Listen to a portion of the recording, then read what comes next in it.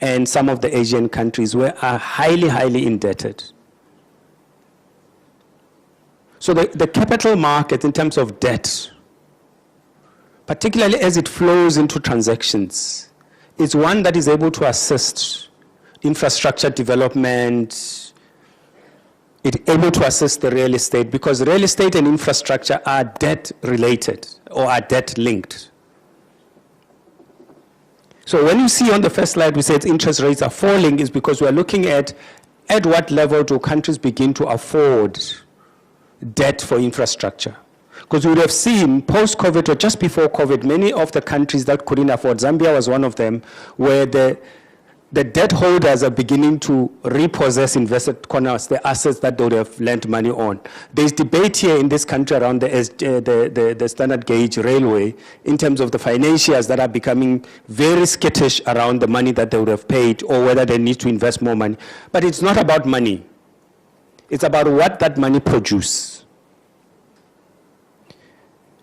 And because that is very important about what that money produces, I think that slide moved around, is that you would see that Kenya, South Africa, Ghana, Nigeria accounts for the majority of the private sector investment as a proportion of FDIs. These four countries consume more than 80% of all FDIs. And you would see in the projects that are being implemented that the majority of the projects are impacted by the changing economies, logistics, connectivity, inter-regional linkages, and those becomes important. So after this presentation, I have to be in Rwanda because I'm presenting on the future of valuations and some of the stories that they were telling. And I'm willing, President, I can share the presentation with the SK, so I've done it before at another conference. Now, the importance of that is that for me to book a flight from here to something less than 2 kilometers away, it cost me more than for me to book a flight from here to go to Amsterdam, because I flew from Amsterdam to come here. It cost me 3 times more. And there's this funny line that we look at, it's called airport taxes. So my ticket to Kigali, the airport taxes are more than the actual price of the ticket. Why is that important? Is that as we begin to do infrastructure, you can see majority of these projects are inter-regional connectivity projects, is we need to fix the things that are hidden within the inability of us to transact and to trade. And one of the most passionate things that I'm passionate about is how do us as professionals operate across boundaries? During the tea break, I had a conversation with a colleague and I was asking, he was saying, hey, you know, I want to study in South Africa and whatever. And I asked the question, I said, why? He says, yeah, you know, there are best universities. I said, what, the best universities here? He says, no, I want to see different regions. I said, cool, that's the good reason, right? Then I asked an important question, which we struggle with everywhere else. And the same question that I've asked when we went to AFRES in September is, if you get your degree in South Africa, in any professional skill, would we be allowed to register here? Because I know in South Africa, they weren't allowed to register unless you studied in South Africa. I know in Nigeria, they won't allow you to register unless you studied there. Or if you studied somewhere else, when you come back, you must convert your degree so that it's suitable there. Now, as professionals, one of the things that we must think about when we think about the future is interportability of, as we think about this inter-regional trade, we must also think about interportability of our certificates. Or else Africa trade agreement means zero. Why? For us to trade, we need data. And the ability as professionals to exchange knowledge and exchange data and exchange our skills in terms of our registrations as professions becomes very important because it underlies what those economies require. So it's a very important thing. The third emerging trend is what everybody else knows, but I'll give a different slant to it. And that slant is as follows. For me to be here, I landed in the airport, Mombasa, took my mobile phone, ordered a cab, and that ended up at the lodge where I'm staying. In the morning, for me to arrive at this venue, did exactly the same. I'm going to do the same to go to the airport.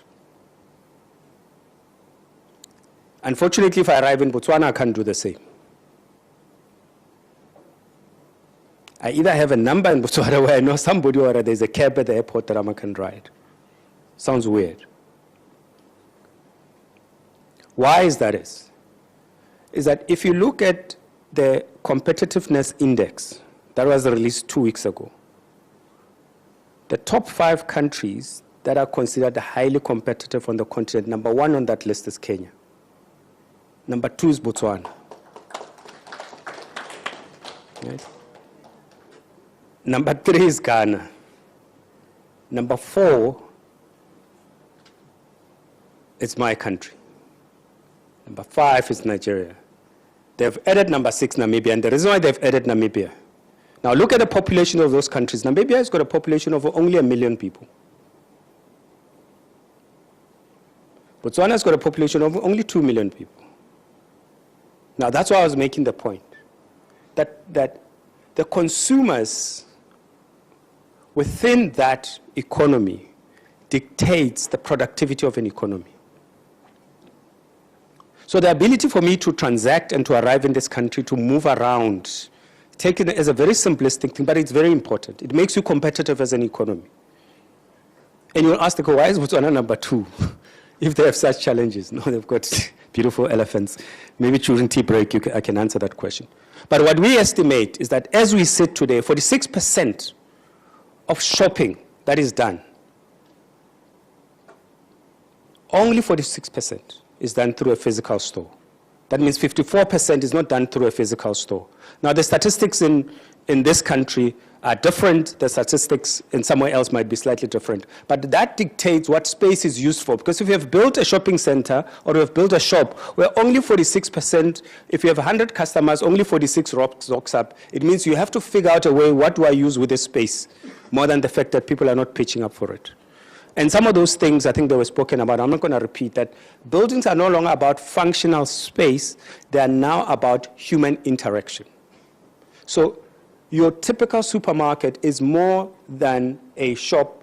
People no longer go to the shop. So your supermarket is a warehouse. You don't go there to shop.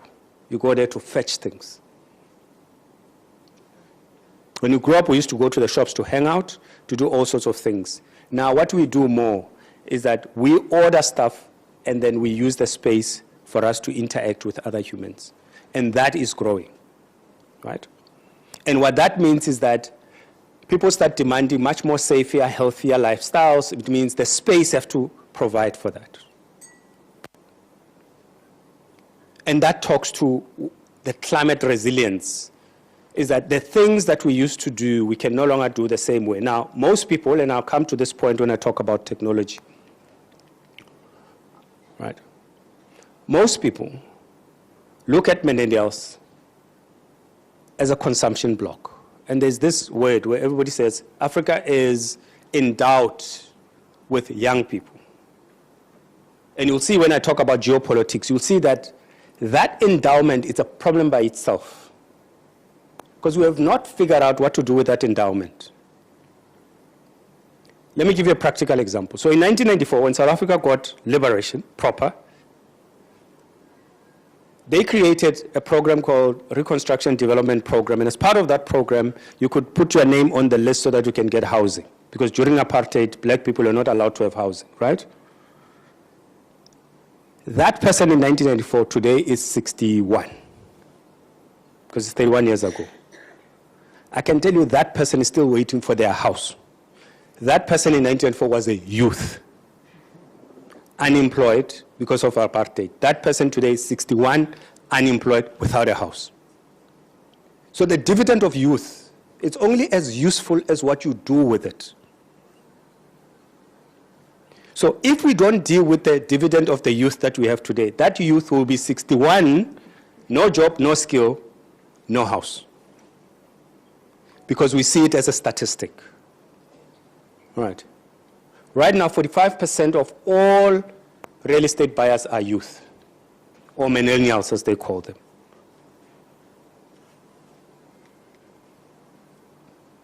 50%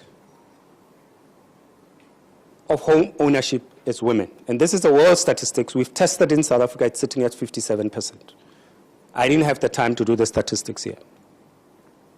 But I suspect the number is the same. Why do I suspect? It's because on my flight here from Nairobi to Mombasa, 80% of the passengers on that flight were women.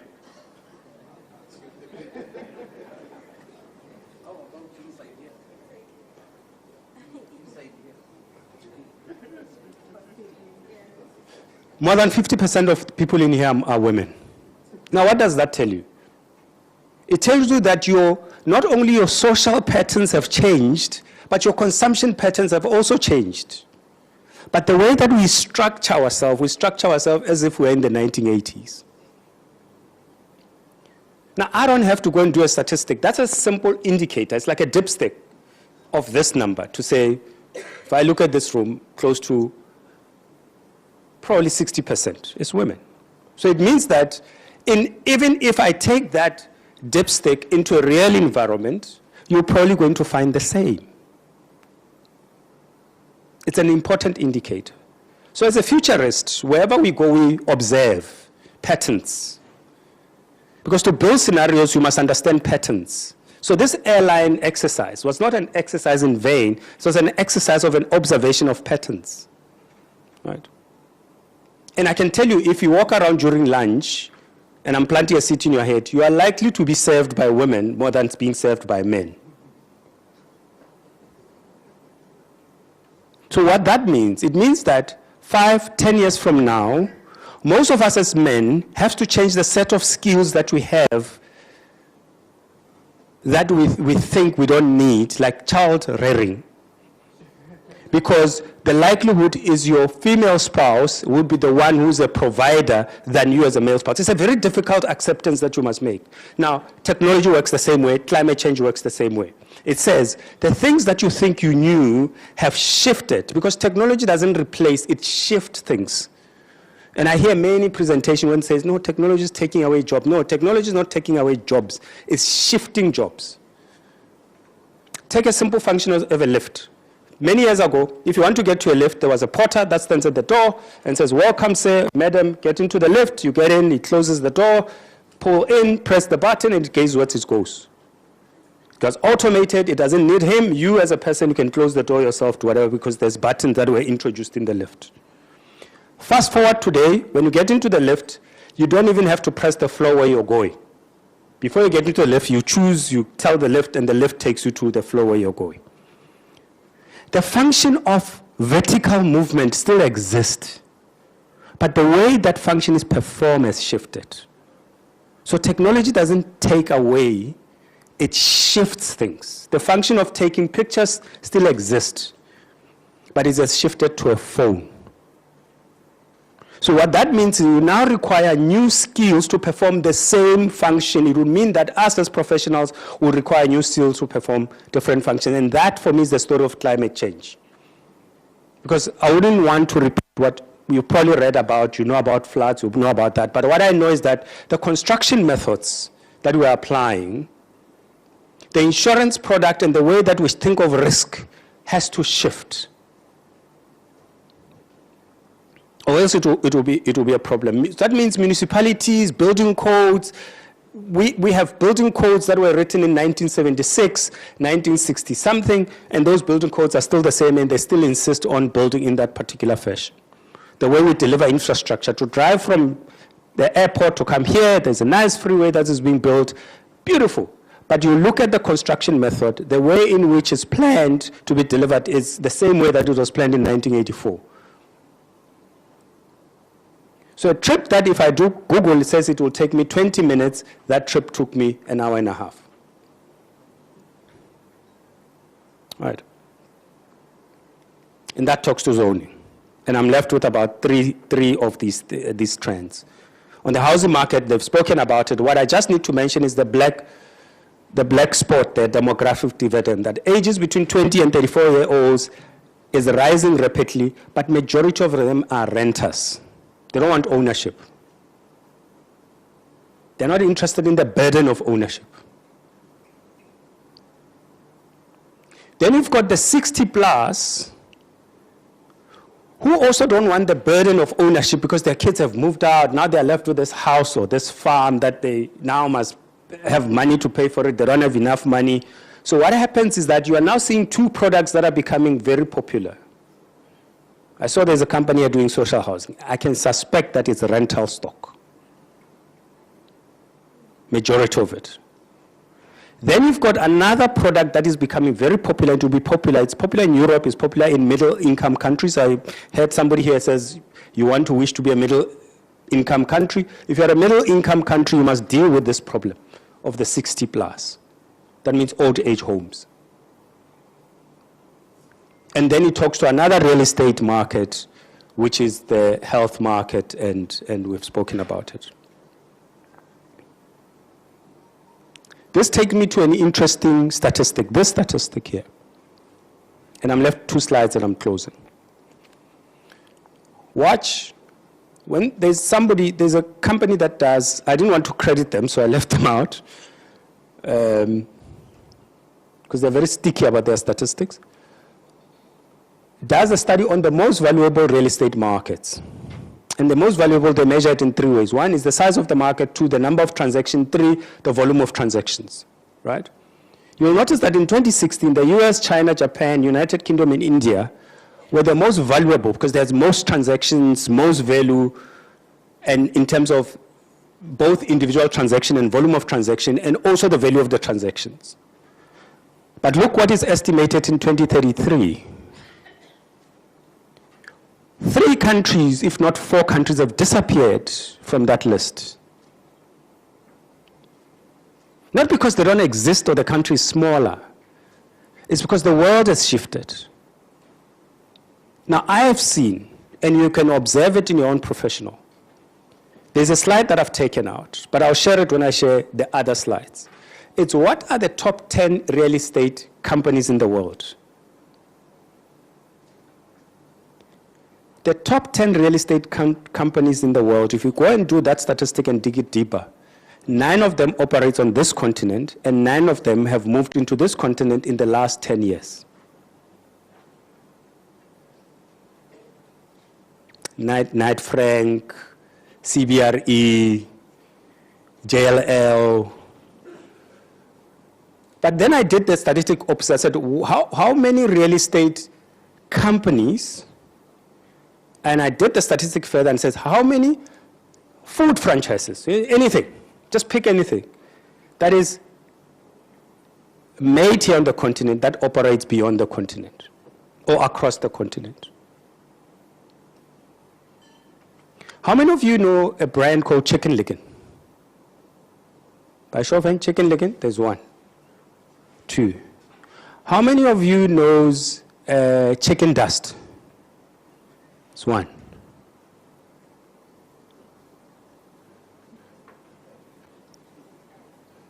Those are 2 African brands that compete toe-to-toe with KFC. Toe-to-toe. African.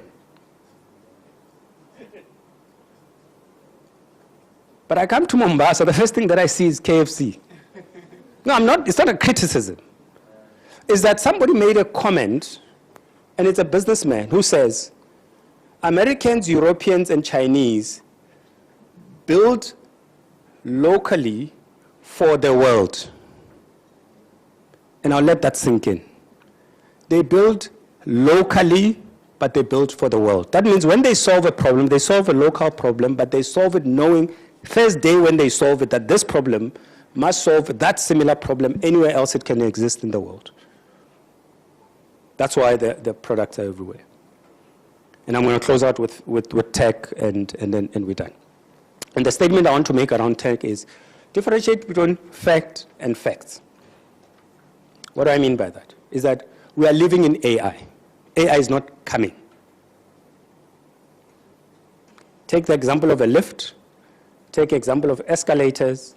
The simplest AI is these escalators that are standing still. Immediately I get close to them, they know already they must think, oh, there's a person, I must move. Nobody tells it to move.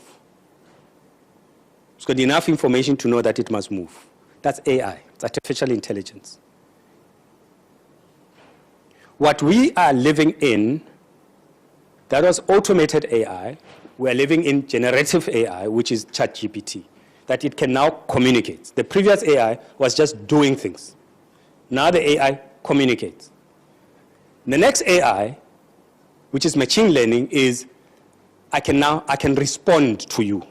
The current one just communicates, doesn't respond. Looks like it's responding, but it's just fetching information. The next one is going to respond. It's going to say, I know Mashilo, every day on Tuesday, he stands on one leg, and if I don't stand on one leg, he's going to ask me, why are you not standing on one leg today? It doesn't wait for me to tell it, which is generative AI waits for me to tell it. Right. That is why we believe that in the next 5 years, you already have a self-driving car. The only reason why you don't see it on your street is because regulators have not caught up. Because all of the elements of a self-driving car are there. What is a self-driving car? Self-driving car is any forward propulsion machine that can move forward without causing an accident. That's it. So any person who's solving a self-driving car is solving one problem. How can this thing move without causing an accident? It's not about technology. It's about how can this machine move forward without causing an accident. That has been solved, and we have seen it all over. It's the regulators that allows us to happen. Right. And then I think this point has been made. What I just want to make is that 77%, so there was a survey done of investors who plan to maintain or increase their investment in prop tech in the next 12 years, in the next 12 months. And these are the areas where they say they're going to spend their money. Right. 5 years ago, when you leave the Johannesburg International Airport or Tambo International Airport, there was a felt. Right now, when you leave the airport, there's probably close to 20 data houses. Huge. Right? And I always say to people in Botswana, they'll never get data houses. Not because I'm jealous of them, it's because it's just too hot.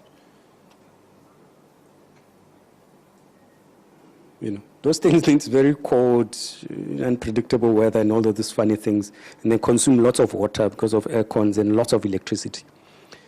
So that's part of the thing.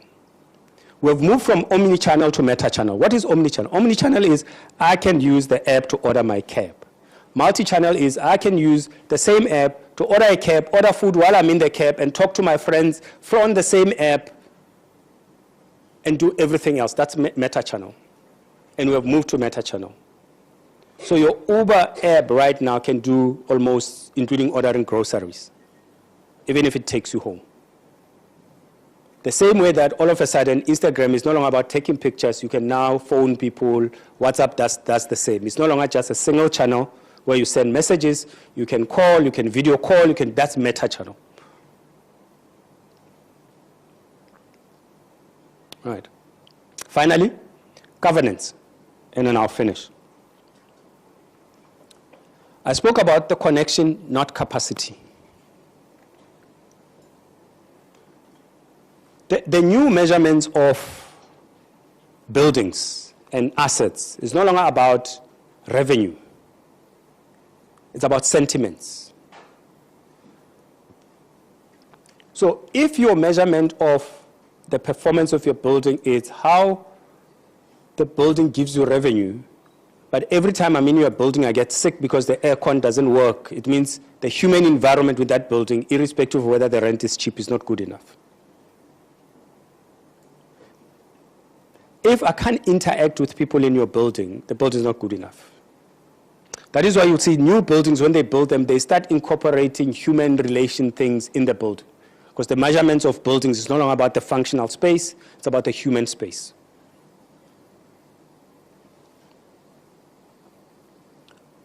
On climate change, there's many solutions. I think we are going to COP30 now.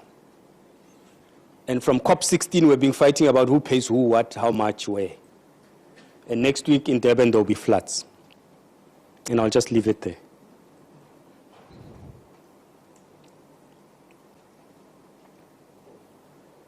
What I need to close with, still on governance, is this particular slides.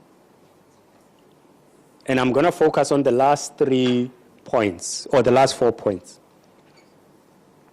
The Russia-Ukraine war, it's about land. Israel-Gaza war, it's about land. No matter how it's masked as whatever, it's about land. And you can go read about it. It's about annexation of land for both of those two also. The same applies with the troubles that we have on West Africa, where the coups don't want to stop, and majority of Africa have moved on. I know there are some favorite politicians or political leaders or that people like, so I don't want to have that debate. They say 2 debates you must never have is about religion and politics, so I'll leave it there on West Africa. But at some point, West Africa must just come on board. In terms of governance, in terms of all of that, Africa has moved on. Right. I've said the same when I was in Nigeria. What is the point about coffee's business? 2 countries on this continent, 3 countries, one was added in my slide 2 days ago, did something that we're all afraid to do. 2023, 3 countries, which accounts for 75% of coffee, decided they're not going to sell coffee to anybody unless otherwise they get recognized that their coffee comes from them and they're recognized in terms of the rate that they're being paid for the coffee. You know them. Guess what happens? All of a sudden, when I go to a restaurant to buy coffee, my coffee is named in terms of origin. If they didn't do that, it means that they'll never be recognized. It might have been 5 years ago. My maths might have been wrong. It's a very important thing, because Tanzania did the same with the beans. That they produce 65% of the beans, but nobody recognizes them. When beans are traded somewhere on London Stock Exchange, they are beans. They're not Tanzania beans. May his soul rest in peace. With his problems, the one thing that he did was to one day did something that says, I am going to play within the WHO rules by buying every bean that's in the market and say to everybody, buy the beans from me. I haven't broken any rule because we said we must trade on the market. So I've bought beans that were available in the market. The only thing is I bought 100% of all the beans. I'm the only trader. Whatever the price that I set, you must buy them from. So the whole world for 2 weeks didn't have beans until they negotiated with him. So Tanzania set the bean price as we speak today. 90% of platinum, 70% of gold, 99% of minerals that are sitting in your phone come from this continent, but we don't set the price for them. Nigeria is the 2nd biggest producer of oil, but they don't set the price. They struggle to even have and that's what we call coffee is business. You must learn from what those guys did. Recently, Mali was listed as one of the countries where if you have to have a visa, you must pay $10,000 deposit that you must carry. There's 5 African countries that were listed. I don't know why Malawi was listed, because the poor country never offends anybody, never does anything to anybody, but it was listed on that list. Zim could understand, but you know. And so these countries were targeted. I could understand, out of the 5, I could understand the 3, but the other 2, like Malawi, I couldn't understand. But Mali put their foot down and says, if you're going to charge $10,000, we are also going to charge you $10,000 for you to apply for visas in our country. Guess what? 2 days later, Mali was taken off that list. So the list is no longer 5, it's 4. Because Mali has been taken off. You can read the story. That at times, you must deal with bullies the same way that they deal with you. And that's the story about coffee's business. At times.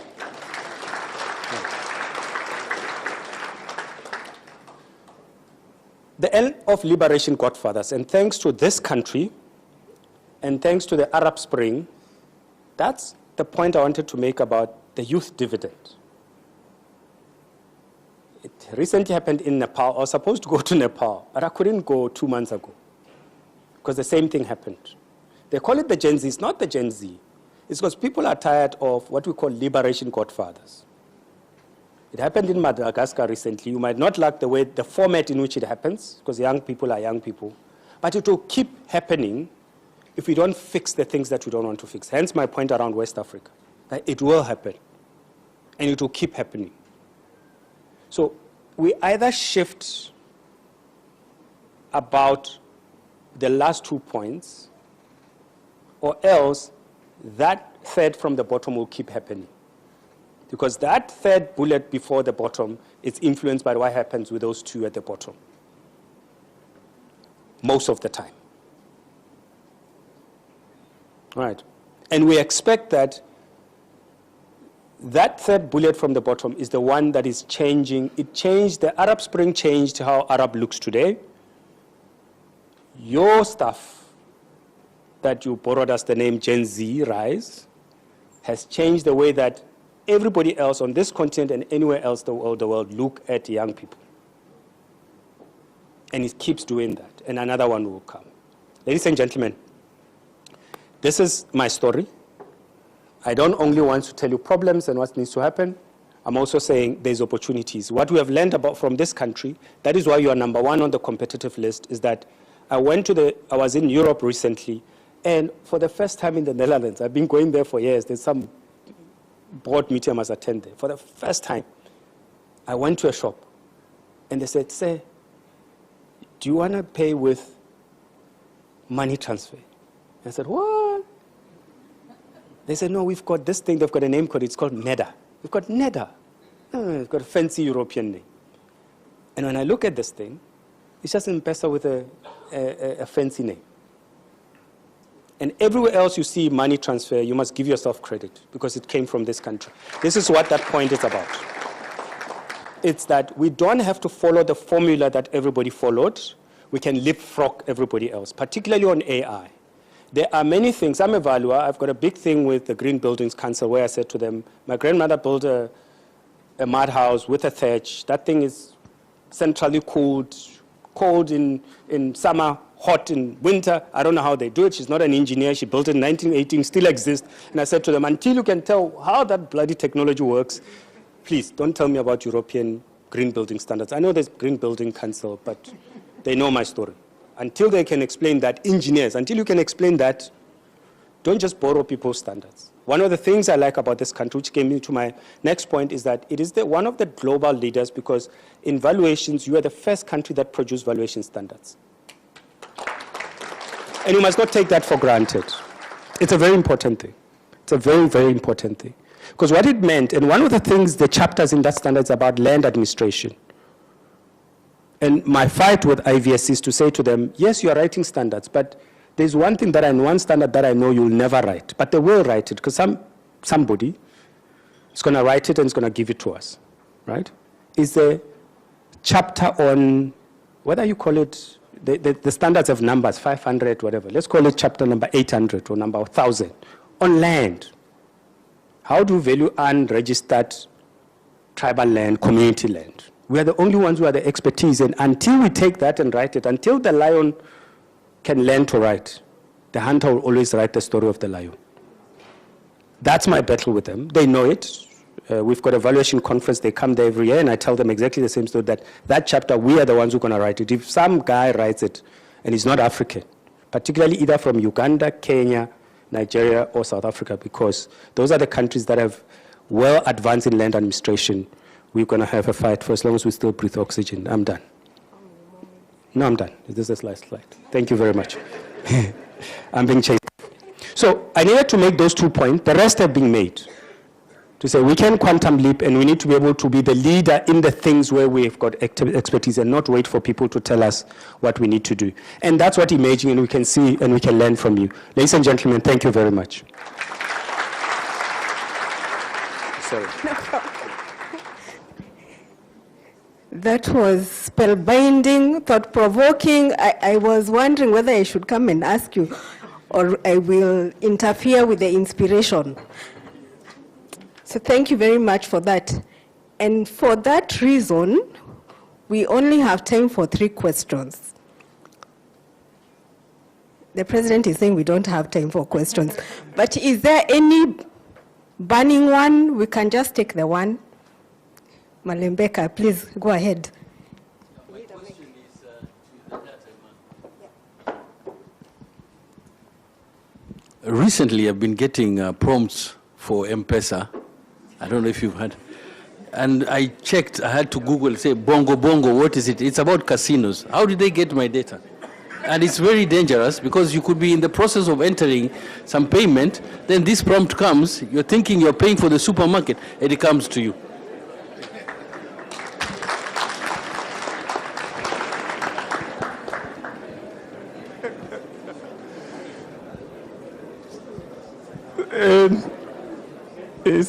It's interesting because most personal data issues are experienced by citizens through their mobile phone. And usually the biggest suspect is telecom operators. But we have to be cautious here because we leave our data everywhere. When you in Kenya, at least when you enter a building, you have to leave your ID or you have to put your name somewhere. So there are other places personal data can be harvested from and then used to send you those prompts. And then immediately in your mind, you're like, okay, telecom such and such provider has sold my data. Irrespective of who has abused your data, the Data Commissioner's Office on our website allows you to submit a complaint, describe the incident, and the law requires that we must respond to you within 2 weeks, and then 90 days to conclude the investigation. So you are most welcome to report any suspicious activity on your personal data for our attention. Thank you.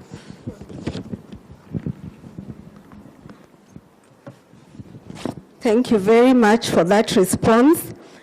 And we are now concluding it.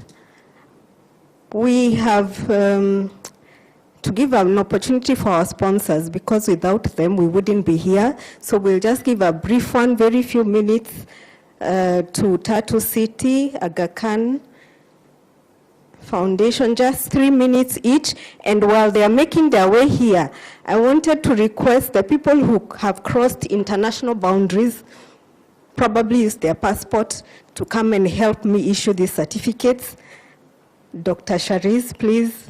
Our colleague from Zimbabwe, the Wafula from ISU, the gentleman from Nigeria, if you could come and help me issue these certificates while Tatu City are making their way up to just say a few words to us for a few minutes. Give them a round of applause. After all that inspiration, continental inspiration, surely. We'll start with Anne, please, Architect Anne. Please give Anne her certificate. It's right here. So, Enoch. Thank you very much. I will request Enoch to give the certificate to John Lucas for his presentation from 𝐓𝐭𝐮 City, very realistic. We appreciate.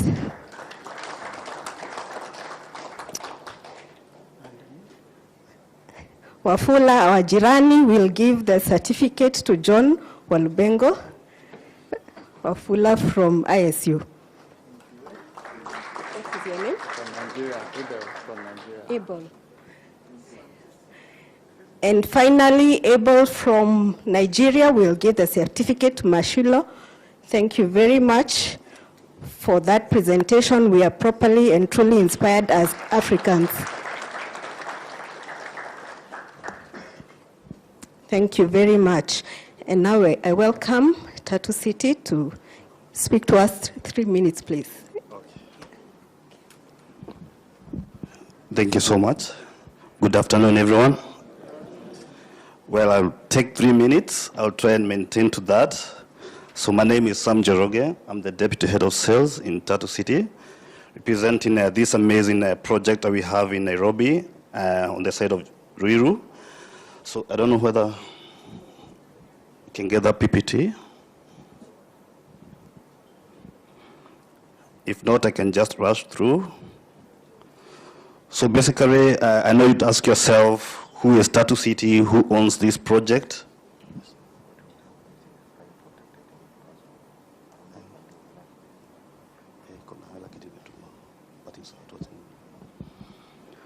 So I'll not be able to project, but I'll take you through what we have. So basically, Tatu City is owned by a company called Rendeavor. So Rendeavor are the largest new city builders in Africa. So currently we have about 7 ongoing projects, not only in Kenya. So we have 2 projects in Ghana, We have 2 projects in Nigeria. We have 1 small project in Zambia. We started 1 large city in DRC, Congo, and we have a Tatu City in Kenya. So currently in Kenya, this company owns a portfolio of about 11,000 acres. We currently have 3 projects. I know most of you know about Tatu City. So we have another project 1 kilometer north of the city called 𝐂𝐚𝐭𝐮, seated on approximately 1,400 acres. We have a new one in Juja called 𝐵𝐶𝐻𝐵𝐻.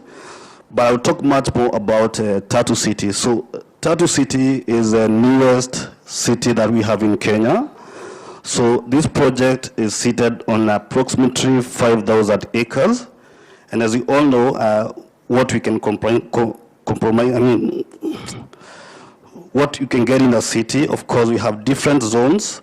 So these are mixed-use development. So mixed-use development means that we have different uses, different zones within the project. So majorly, some of the zones that we have is we have a commercial district, what is normally known as a CBD.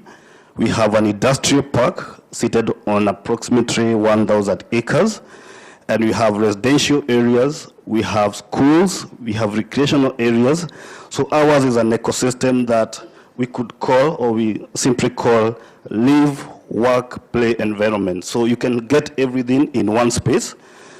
So I'll briefly touch on what we have. And the main reason why I'm here is I need to tell you what are the opportunities that you can be able to explore within this project. So some of the opportunities we have is on the residential side, where you can actually come in as an investor. So basically how we've done our residential areas is divided into 3. We have areas zoned for what we call high density residential. We have areas which is zoned for medium density, and you have low density areas. So within that space, as an investor, you can come in within the high density residential and buy an apartment unit that can give you a passive income. If you're looking to also live within Tatu City, you could also live there. We also have areas that you can do your own homes, and we have our own very affluent estate called Kijani Ridge. We also have areas for executives. We have a very beautiful estate called Coffin After Two Residences. I mean, this one we do for luxury homes. Apart from that, for those people who are looking to start, maybe to venture into manufacturing, we have a very vibrant industrial park. And maybe to touch on that, currently we have close to over 100 companies who have already bought within our industrial park. And the main reason, or the main pulling effect to this is we are the first operational special economic zone in Kenya. So what that means as an industrialist is that you're able to get a lot of tax benefits if you set up your industry or you set up your business within Tatu City. And some of the benefits that you're able to get from this SEZ status is things like corporate tax. If you set up an industry outside Tatu City, you normally pay 30% for corporate tax. If you set up within Tatu City, you're able to pay a reduced corporate tax of 10%. That is down from 30%. The other good thing about it is that even manufacturing, any raw materials that you bring in within our industrial park, that is VAT zero rated, right? I mean, VAT zero rated, and also for materials, import duty is also exempted. Another good thing is that if you're also buying land, I know we're talking to surveyors here, you can also advise your clients. If you're buying land within Tatu City as an industrialist, stamp duty is zero rated. So outside there, they pay 4%. Basically, that's more about the industrial park. The other thing I would want to touch on is on the other affiliate projects. So basically, as I mentioned, in Kenya, we have 3 projects. We have Tatu City, we have 𝐂𝐚𝐭𝐮, and we have Zuri Springs. So this poses numerous investment opportunities for everyone here, depending with your income levels. So we have the entry points in case you'd like to own a property within these amazing projects. coming to you at a low of 2.8 million Kenya shillings for a plot. That is for a residential home. Depending with again with your income levels, we have homes going up to around 20, 30 millions.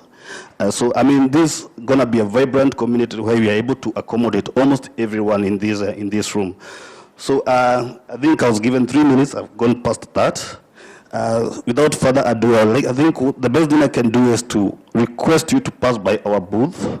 We have an exhibition booth here, and we're going to do a deep dive on what we have, explore all the opportunities that we have, and see where your pocket can really fit in. But one thing I can say is that make sure you're not left behind. This is one of a kind of an investment, and a very futuristic, and we want to have everyone on board. So make sure you pass through our booth. I'll be able to give you more details about this, and also we can schedule for a tour of our amazing project. Thank you so much. Thank you very much for that information. We've come to the end of this session. I want to thank you for being such an attentive audience. We could see all of you up and concentrating. I have been your moderator, 𝐓𝐚𝐭𝐮 𝐂𝐢𝐭𝐲, and this session is our rapporteur has been Moses Wanjoy. If you could just wave. I will now welcome the CEO. Okay. I am informed that Aga Khan are now here. If we could give them a few minutes, they can come up. Okay. Now you know what is standing between you and lunch. That's pressure. Good afternoon, everyone. I'd made a presentation that was to last 1 hour. But I can see we have important things to attend to, so we'll shorten it with a practice exercise. We know that exercise enables us to enjoy better health. We'll urge you to attend to our booth so that you can actually get some of your readings done, blood pressure, get to know what your sugars are, have a discussion with us.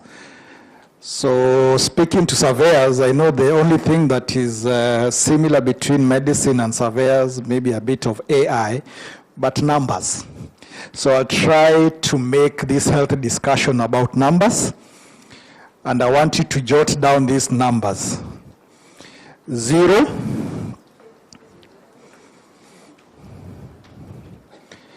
5, 10, 30, and 150. So those who are good in mathematics, what is unique? This guy has talked a lot about us. So what's unique about those numbers, sir, from South Africa? One measures, I think, blood pressure. The other one measures heart rate and all of that. Very good. So it's thought ahead like a good AI guru. But I like to make it a little bit simple. They're all multiples of 5, isn't it? And some of those numbers are biblical. Are they biblical somewhere? In the Bible, there was a 5 somewhere. So our good Lord made 5 loaves of bread, isn't it? So you can see those numbers are very biblical. What you are missing there is 7 and 12. But let me stick to those numbers. So 0, if you want to enjoy good health, it means you should not smoke. So 0 is no smoking. 0 is also for zero grazing. So those who are married, and we know we are in Mombasa Raha, so please stick to your grazing area, because then that stops you from getting sexually transmitted infections, which unfortunately are making a comeback and becoming a big concern for health. 0 can also be included for those who take those straw-colored drinks, the ones that change your mood. So no alcohol means good health. Moderate intake of alcohol means safe health. Then excessive alcohol intake means bad health. So would you rather be safe or healthy? So what is moderate is if you are a man, you can be allowed to take a maximum of 2 drinks per 24.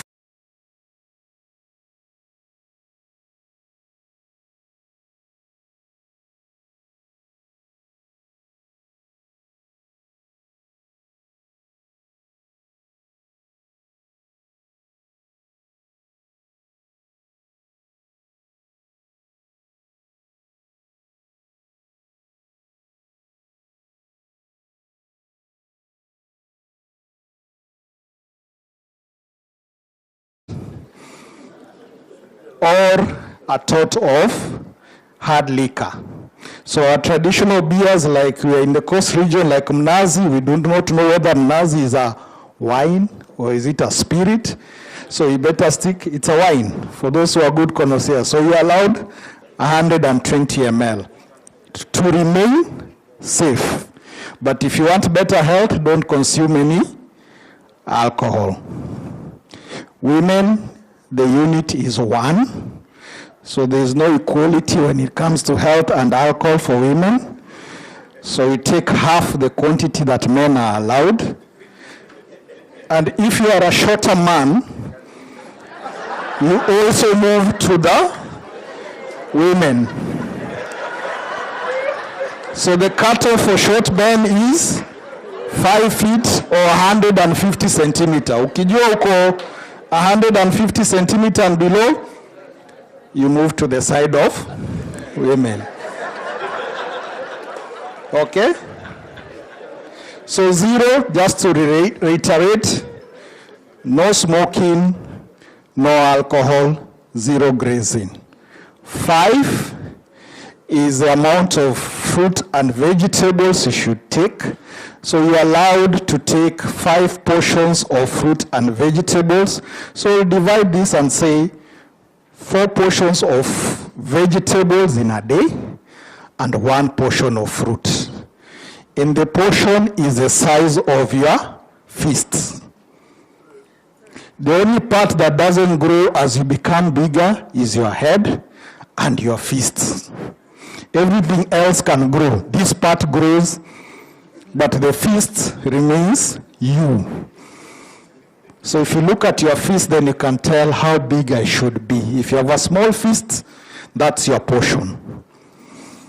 So we will not come and audit and check how you eat your lunch today. But from when you leave Mombasa, try to make sure that you have 4 portions of vegetables per meal and 1 portion of fruit. The reason why you are limiting fruit intake is that fruits have got a lot of sugar, and for those with living with diabetes, it will worsen their sugar, and if you don't have diabetes, it can push you to that direction as well. So you are going down the numbers. So 10. 10 stands for 10 minutes of quiet reflection and meditation per day. You can also pray quietly and let it not be a lamentation, because when you complain, it is very stressful. So prayer should be thankful, and then learn how to do yoga and meditate so that you can enjoy better health. So 10 minutes per day. 30, like you mentioned, is to do with your BMI. So we want your BMI to be less than 30. And we calculate BMI by getting our weight and dividing it by our height in meters squared. But these days with devices and apps, you just need to enter your weight and height. And for majority of people, when you are above 30 in your BMI, you are actually fat. For a few people, they might be muscular like the rugby guys or like this guy here. But most of us, if you have a BMI more than 30, we are fat. And then we end this numbers game by giving you 150. And this is 150 minutes of exercise per week. So you can divide this. So people are worried when they had 150 and they thought it's per day. So it's 150 minutes per week. So you can do 30 minutes for 5 days in a week. You can do 20 minutes every day. You can do 1 hour every other day. Don't allow yourself to go beyond 2 days without exercise. Yeah? Know that you've been sitting there for a long time. We say sitting is the next smoking. Because you've sat so long, it's like all of you have puffed like 5 sticks of cigarette in the last 30 minutes. So let's redeem ourselves, yeah? So we'll do a short exercise before you earn your lunch, yeah? Can you all stand up? And all these numbers, we'll try and draw them with our body.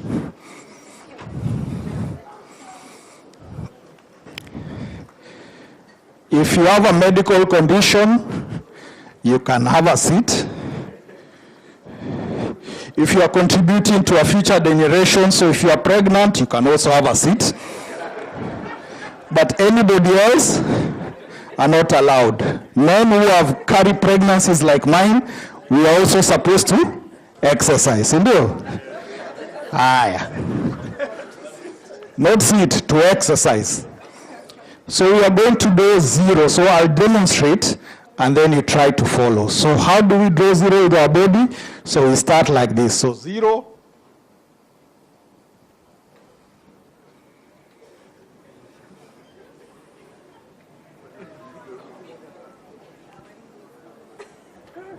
You've done the 0.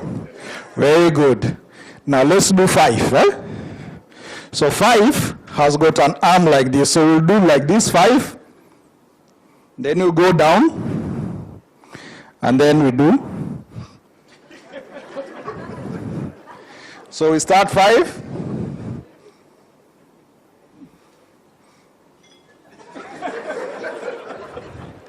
Very good. Now we are going to do 10. 10 has got a 1 and a 0. So for 1, you will jump like the Maasais as high as you can. 1. And then 0.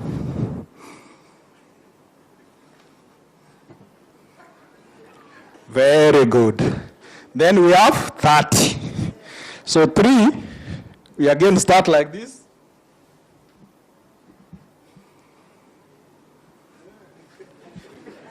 Again.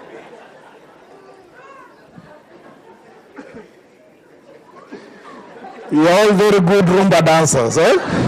So you can do a good job in this evening. And finally, we end by 150. So that was 1, 5, and 0. So let's go so that we finish. So 1, 5.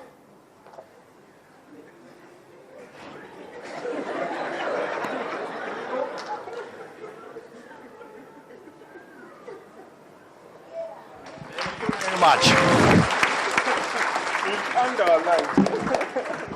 Now you can indulge in your lunch, but please visit the booth so that you know your blood pressure reading. Thank you. Thank you, Dr. Shabani. We would have been at a loss if we missed all of that. Karibu CEO to guide us to the next session. Thank you very much. With that Aga Khan presentation, now you know. So we are going to have lunch between 3 and 4. And then at 4, we have our breakout sessions. I just wanted to guide you briefly on the breakout sessions. Breakout session 1 is this side. So we are going to divide this hall into 2. Breakout session 1. And then breakout session 2 is a hall called Dodori downstairs there. And then this other side will be breakout session 3. So you're welcome for those breakout sessions. I think now you have earned your lunch. Thank you very much. We can break for lunch. You can clap for yourselves. Thank you. Thank you. Be blessed.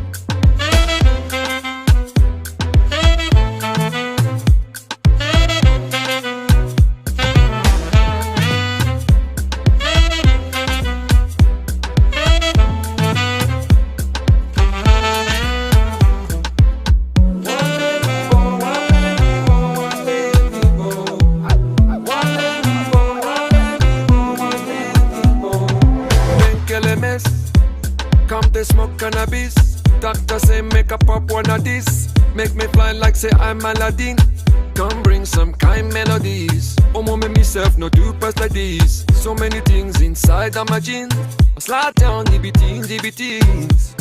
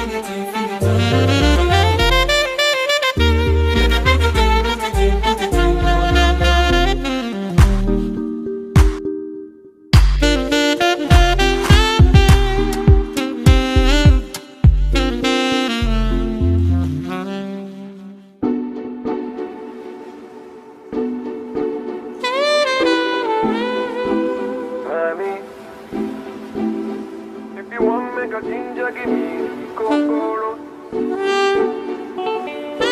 Mato de bijo.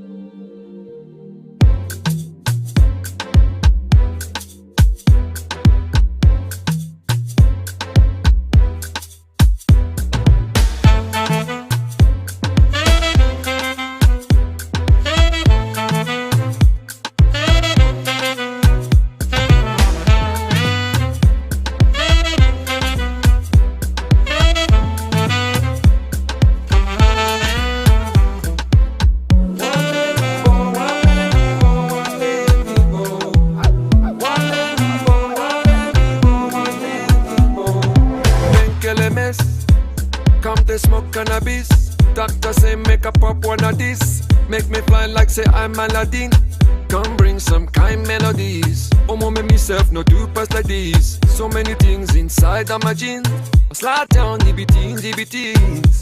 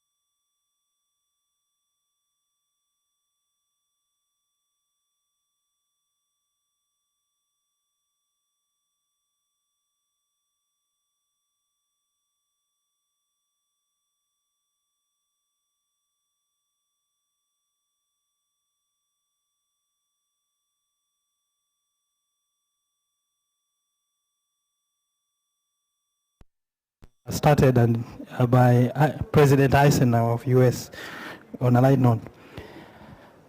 My great pleasure to have just a conversation with us on climate risk assessments, including integrating climate into valuation. And I'm very glad that early in the morning we had very inspiring presentation from our brother from South Africa. I think his correct name is Mashilo. And I think I'll pick up from there to just build on what he had already raised. He left us with a challenge that people have been negotiating for so long, but it's going to be flooding in Joburg in a few weeks' time. It's already flooding in Mombasa. So next slide, or I can operate it from here.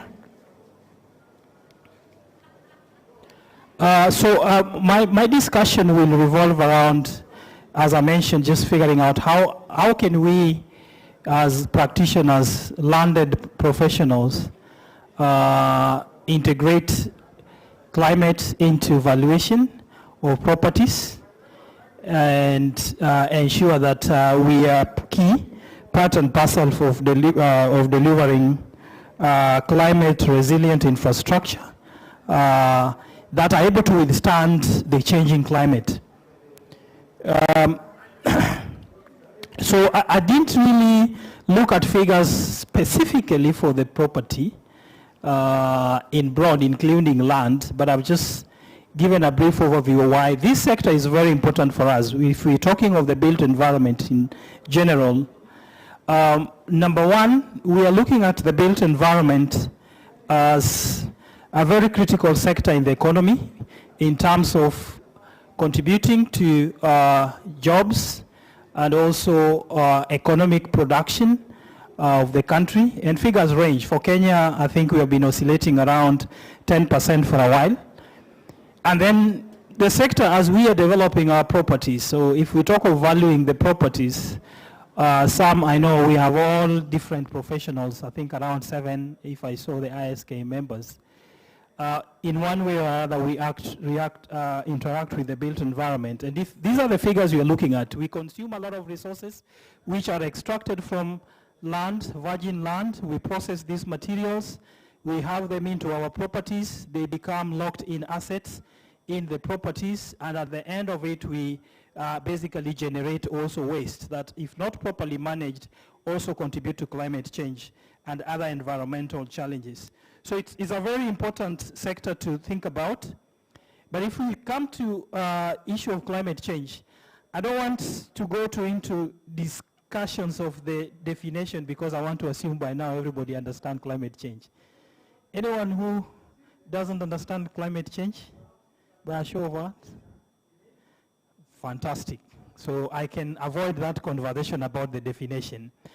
So if we think about climate change becoming a mainstay current conversation, and I think even though at the political level we still have a lot of arguments whether climate change is real, I think in this continent and in this country, in the region, we cannot have that conversation about whether climate change is real or not, because we are living the effects.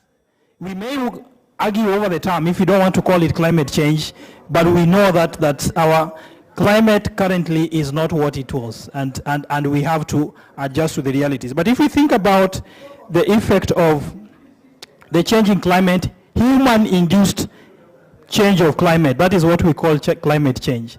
Climate always varies over ages because of the natural systems. But what we attribute to climate change is what is caused by human action. And largely we use energy use and emissions related by energy use for different activities. We call those emissions carbon emissions. We call them methane emissions. We have sulfur dioxide, and they have all different contributions to climate change. So if we think about this in terms of the impact to the real estate, I'm just giving the context in here with the global data. if we look at in terms of the damage related to climate disasters, that's the figure we are looking at, $360 million in 2023. We are looking at a number of properties, a number of assets in high-risk areas. High-risk areas, those are areas which are more prone and more exposed and more vulnerable to climate hazards and risks like flooding. We're talking of wildfire, you are talking of heat waves, yeah? You're talking of ocean tides, all those areas that are in high-risk areas. If you look at the premiums that have been payable on the properties that are in those zones, and you track the trend, you find that we have had a rising curve between the year 2013 to 2020 from around 8% to 20% being the fraction of the mortgage, the insurance that is attached to the mortgage.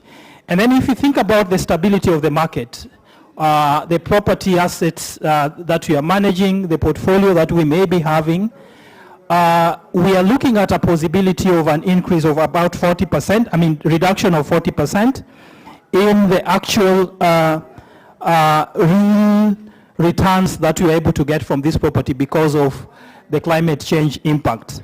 And as we know in Kenya and the rest of Africa, we are facing many of these challenges. I think we are talking currently right now in Mombasa, and it will become more clear as we're having further conversation on this.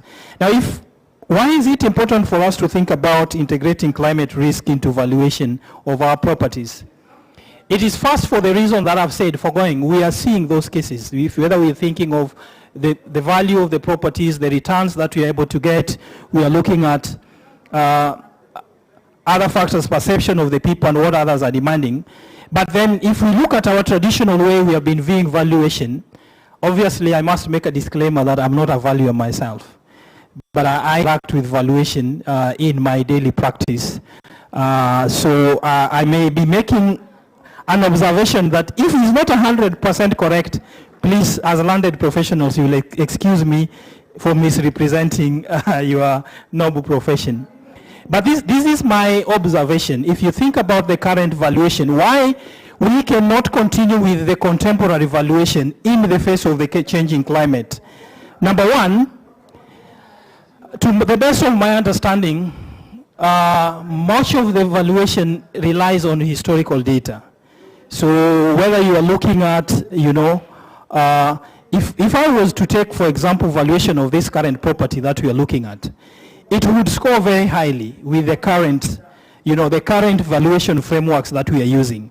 But if you begin to think about this, not only from historical data, but they begin to overlay the risks, climate-related risk, you may want to begin questioning whether this property, would it be able to score as high as you have been valuing it over the past years if you rely on historical data. So if we think about climate data, how do we factor in future risks? Because climate change is fairly predictable. Some elements, weather pattern, are already predictable, but a lot more of the risks are not 100% predictable.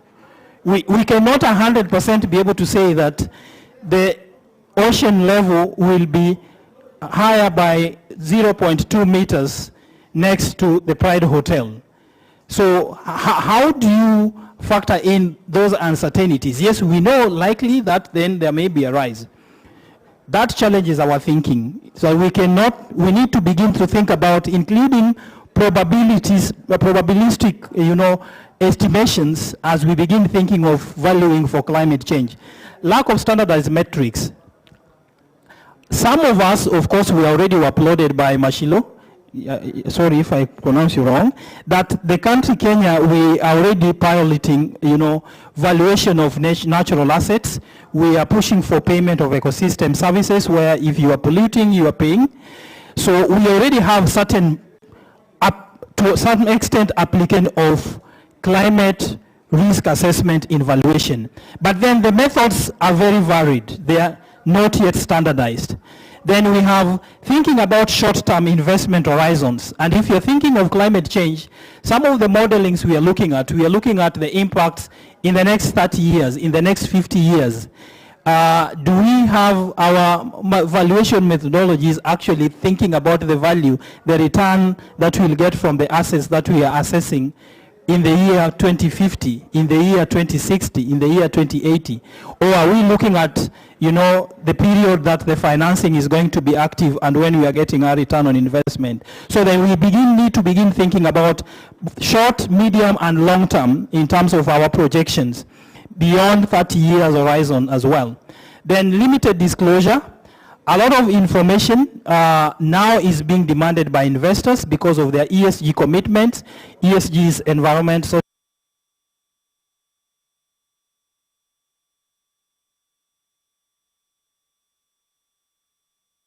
Number one, of course, if we talk about the climate risk, they fall in terms of the physical risk, the hazards. So you will be talking about weather-related impacts. As we know, climate is basically weather monitored over a long period of time. So we have a number of risks that could be acute, they could be chronic, or they could be long-term. And these runs from floods, hurricanes, wildfire, sea level, temperature. You know, we look at riparian level rise or also drop. It could be because of drought. You know, there's a property that in traditional valuation you could have scored high because it is abutting a river which has been perennial over the years. But because of climate change, if you factor in climate change modeling, then you have an assurance that that river is not only going to be seasonal in the next 2 years, the river is actually going to be extinct. Or take a case, for example, a property that was near Lake Chad. We have had cases of lakes that have completely gone extinct. So you think about a property that had returned a certain value by the virtue that it was already, you know, abutting such a very important landmark, land feature. And then you're looking at a scenario that because of climate change, drought, the lake is not supplied adequately, it goes extinct. How do you factor in that in your value of that property? And in case you had returned a value that was used for the investment decision making, they got a facility and they are still repaying it. And then you had done your projections that within 15 years you will have your ROIs. And then in the 10th year, a very significant, you know, parameter that you considered in your valuation is already extinct. What does that do to you? How does that affect your integrity as a professional? So then it becomes very important for us to begin thinking about those physical risks. Then we have transitional risk that as valuers, as surveyors, as those who are working in the sector, we have to deal with when we think about climate change. The transition risks have to do with the shifts that are related to the market factors or policy factors. So because of climate change, there is a lot of policy work that is happening. And as we may know in Kenya, Kenya is a signatory to the international processes. So we have already committed ourselves to, number one, reducing our carbon footprint. And that means that we use the term decarbonize our assets. So we must ensure that the assets that we are having, whether it's infrastructure, whether it's a building, that they do not, soon they will be expected, you must not be emitting carbon emissions beyond a certain threshold. What does that mean to you to comply with that policy? We recently had a building code. In Kenya case, the good news is that now we have a new building code, which has significantly integrated a number of provisions for environmental sustainability. Good news is that some of them are still voluntary, but I'm aware that the conversations we have within the government cycle is to make a number of those provisions mandatory in the subsequent review in the next 3 years. That then you will be required to be able to report, for example, that your property, in terms of energy, in terms of waste, in terms of carbon, in terms of your consumption or the materials you are using, you are actually helping to the country to achieve its climate target. That is a policy pressure. What does it mean? That if you have not factored this in your valuation, what happens in the next 3 years when some of these policy commitments become mandatory? Now, when we come to the financial landscape, many of us may be aware CBK has been doing a lot of work around greening.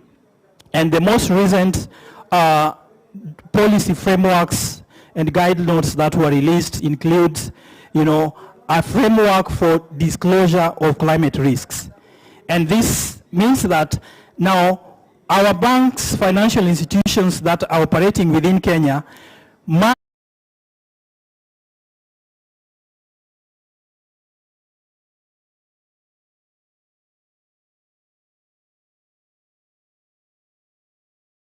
institutions then demanding from us who are coming for facilities from them to be able to actually demonstrate, only bring projects that are climate friendly, because then we are able to help them comply with their requirements.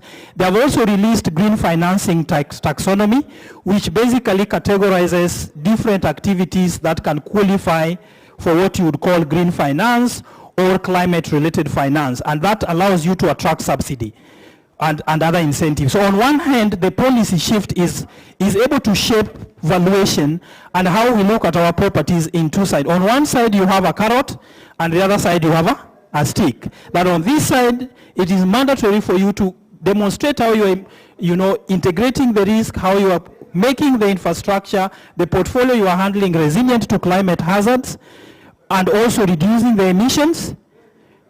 And that may mean extra investment, but on the other side, there is also a carrot that if you are going to be building more greener, more climate resilient buildings, then there are incentives that you're able to qualify for, like tax, subsidies or waivers, then that allows you to be able to develop more. So then it means that it is important for us to be able to think how then we position ourselves as practitioners within this changing landscape of climate. So it cannot be a conversation that we are saying, leave it to Akina Nixon who are doing high-level consultancies, advising the government, or those who are negotiating in COPs forever, because the reality is that translation is already with us, that next time when your client or your portfolio you are going to the bank, you will want to demonstrate how actually you are helping address climate change already in Kenya because of a policy shift. Number two, there are of course, also issues of consumer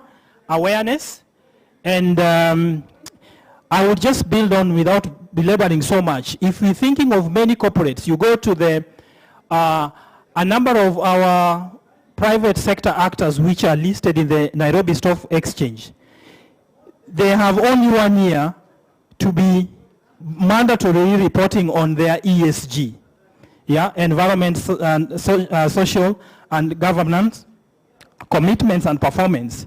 So it means that for them to also meet their ESG targets, they will need to have an entire supply chain of their business to be able to help them achieve that. So it means from the properties they're handling, the people, the suppliers that are providing for them, they must live or rent buildings, properties that are climate resilient. So that means then the consumer is very much aware. The consumer is also pushed.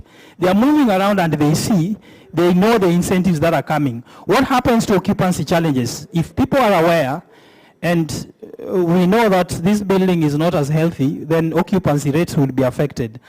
What about operational issues? Certain provisions for making the portfolio resilient will require additional investment. How much more investment would be required as an additional investment? And do we factor in that cost to be able to make, like this Pride Inn Hotel, if we were to make it climate proof up to 2050, would we factor in that cost, anticipated cost of climate proofing Pride Inn in our valuation, so that when we are giving the final return NOI that we are giving, we have factored in that there would be investment, then there would be additional, positive returns that maybe more people will choose to come to Pride Inn Hotel because it is a climate friendly or a green hotel. Or because for them to become a green hotel, probably they need to invest 50 million in new technology or in retrofitting. Are we factoring in all those factors in our valuation? Then I'll just briefly, I think I have still some bit of time. Yeah. 5? Okay. You reduced it by 10.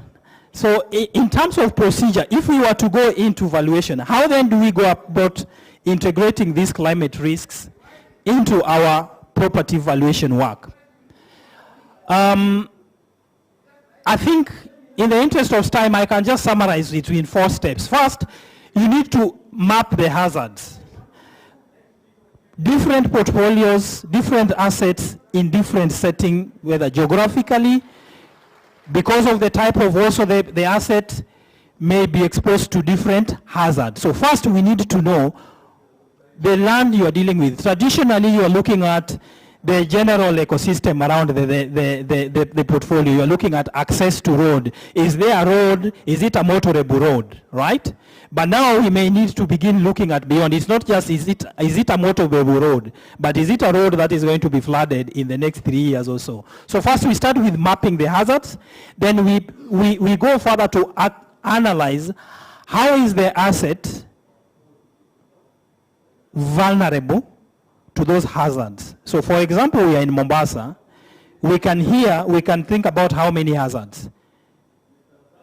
Possibility of what? 1, floods. Another one, floods may come from the stormwater, but another one, we are just by the coast. Sea level rise, right? We have issues, possibilities of things like tide. Remember, some countries currently are really struggling with that. We may have issues with heat waves, right? Thankfully today we can wear our, I can wear a suit. But we have rising temperatures. So once you have mapped those hazards, then you come to the property level and then you begin to lay those hazards, their potential of happening, their magnitude, and what that means to your infrastructure. Your infrastructure vulnerability, your asset vulnerability would be analyzed both at just the asset level. So if it is Pride Inn Hotel, we will do the analysis for the Pride Inn Hotel. So we will look at the building level vulnerability, but we'll also look at community level vulnerability. For example, all of us, we know as much as this property will need to bring its return to return the value you have assigned, it must be accessible. We already know that from our valuation. So we can not only look at the building only, we'll do what we still traditionally do, but extend the vulnerability analysis of the neighboring. Because if the neighboring, environs, for example, are flooded, this place will not be accessible. Then third, we go to model. So we bring in financial modeling to be able to project what does that vulnerability mean to the property.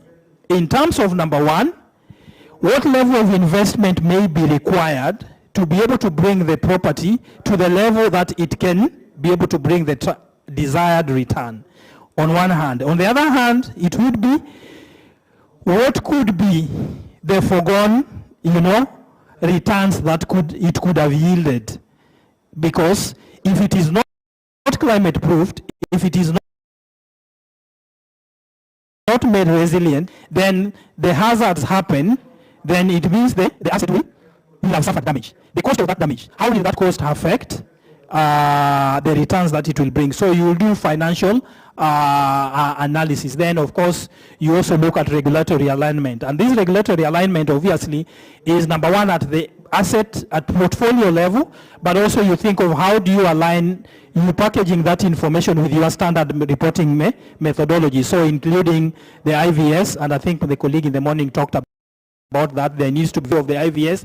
I think ISK should be able to work together with stakeholders like us to be able to provide guidance notes, so that how then you standardize how you should be able to report in that they're aligned with your normal still valuation report, that are comparable, that they are usable by many stakeholders.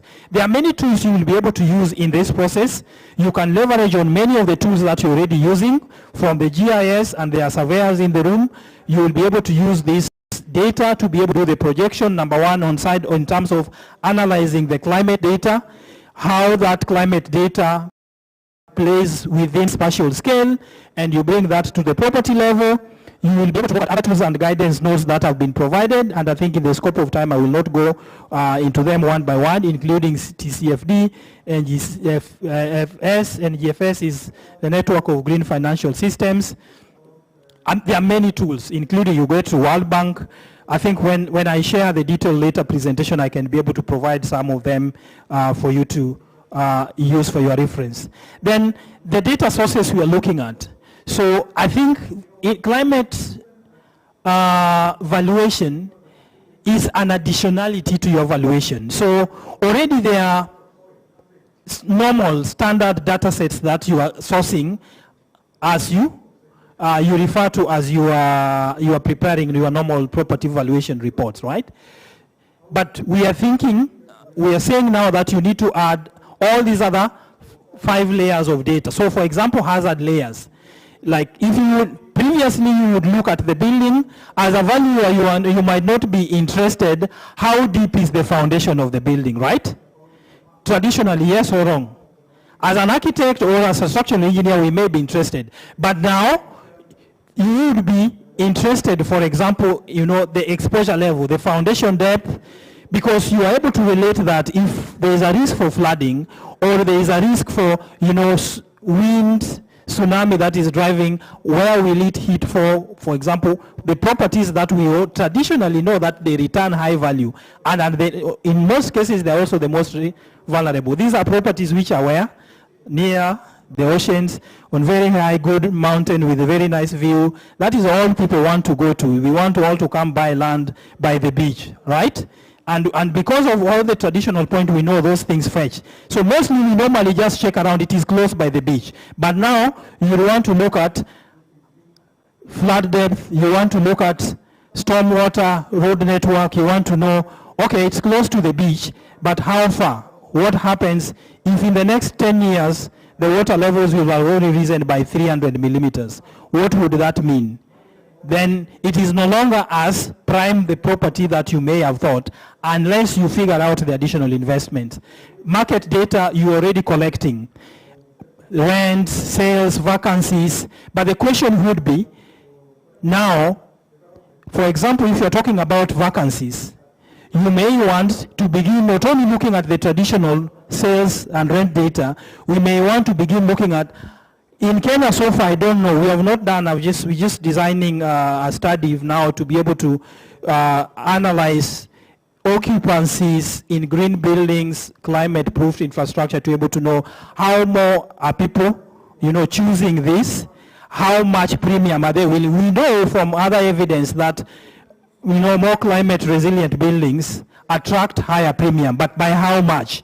Is it scientific enough for our context that we can be able to overlay that data? So in the gap, that you have a gap and you have to do a property valuation, are you able to bridge that by yourself, probably by checking a few of the properties that have been green rated, for example, know how much are they renting their space, so that instead of comparing only apple for apple as you have been doing before, you compare an apple for an apple, but an apple with an orange, so that orange is your aspirational, and then you're able to tell the market data that you're able to expect higher rent yields because this is a premium space. It will be green rated, it is climate proof. Then of course the demographic data as well, you want to think about not only how many people are there, how much is their income, their capacity and willingness to pay, but you also want to think about how they are vulnerable to climate, how informed they are,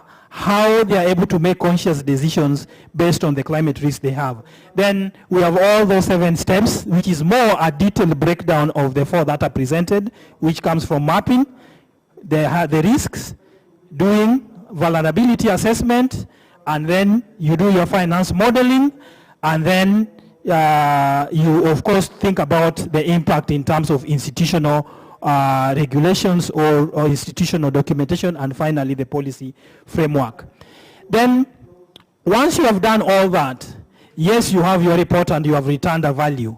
Are there things that we can be able to do to our existing portfolio and assets to make them more resilient, to be able to adjust to the risks that they are exposed to?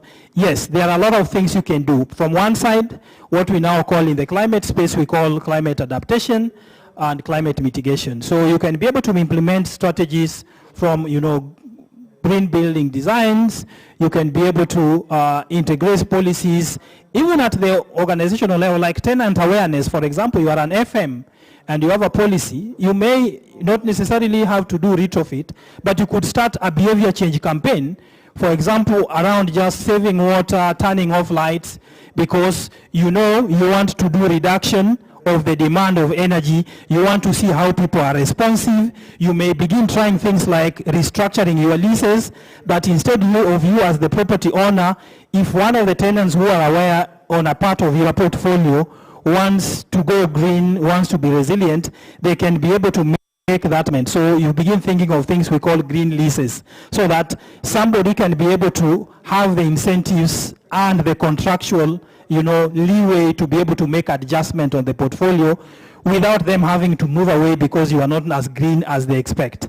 So you can use all those tools to be able to make sure that your properties are actually ready for climate.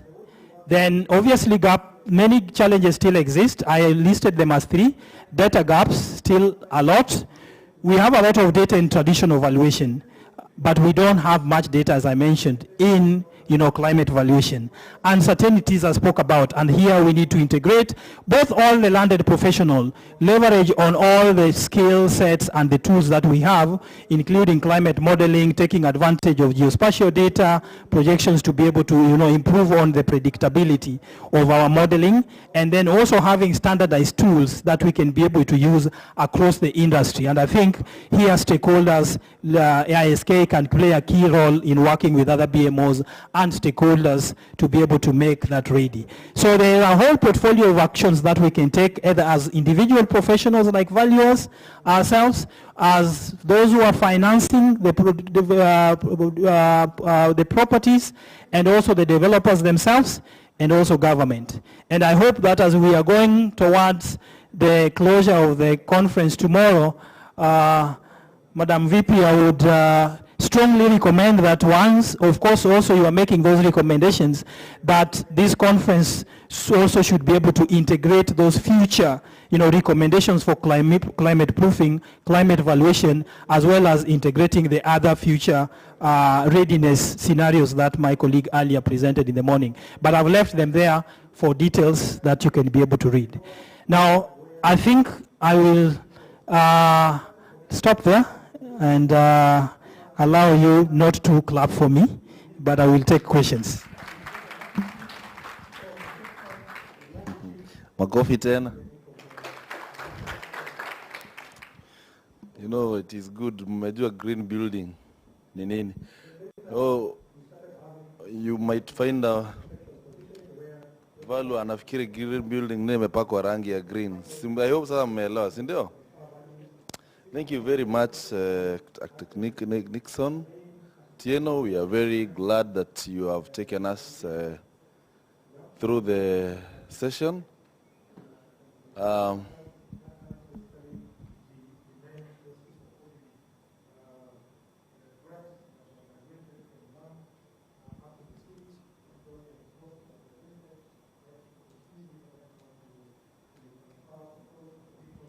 So, I now invite questions. Any person with a question?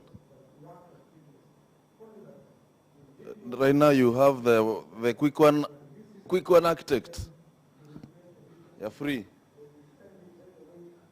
I know Val was, yes. Nick, thank you very much for your presentation. It's always an honor to hear you discuss climate. Sababu uko green. I like your choice of name. Now, I just wanted to clarify or ask the data aspect, because we don't have data, and as we speak, we also have issues to do with the client demand shift that we talked about in the morning, where then the banks are asking for us to supply that information, or basically when you're doing evaluation for a green building, we don't have the parameters. First question is, do we have globally any data available that we can rely on? Number 2, locally, is there any? If there isn't, how can we partner with you to start developing this? Because I think it's important that we have, like a timeline because then it means World Bank or the banks or anyone else outside of ourselves is going ahead of us. And then that what happens is that now it becomes a crash because you're asking for information that we are not ready with. So I think just a practical part of it, future ready, value us. How do we go about this? Thank you.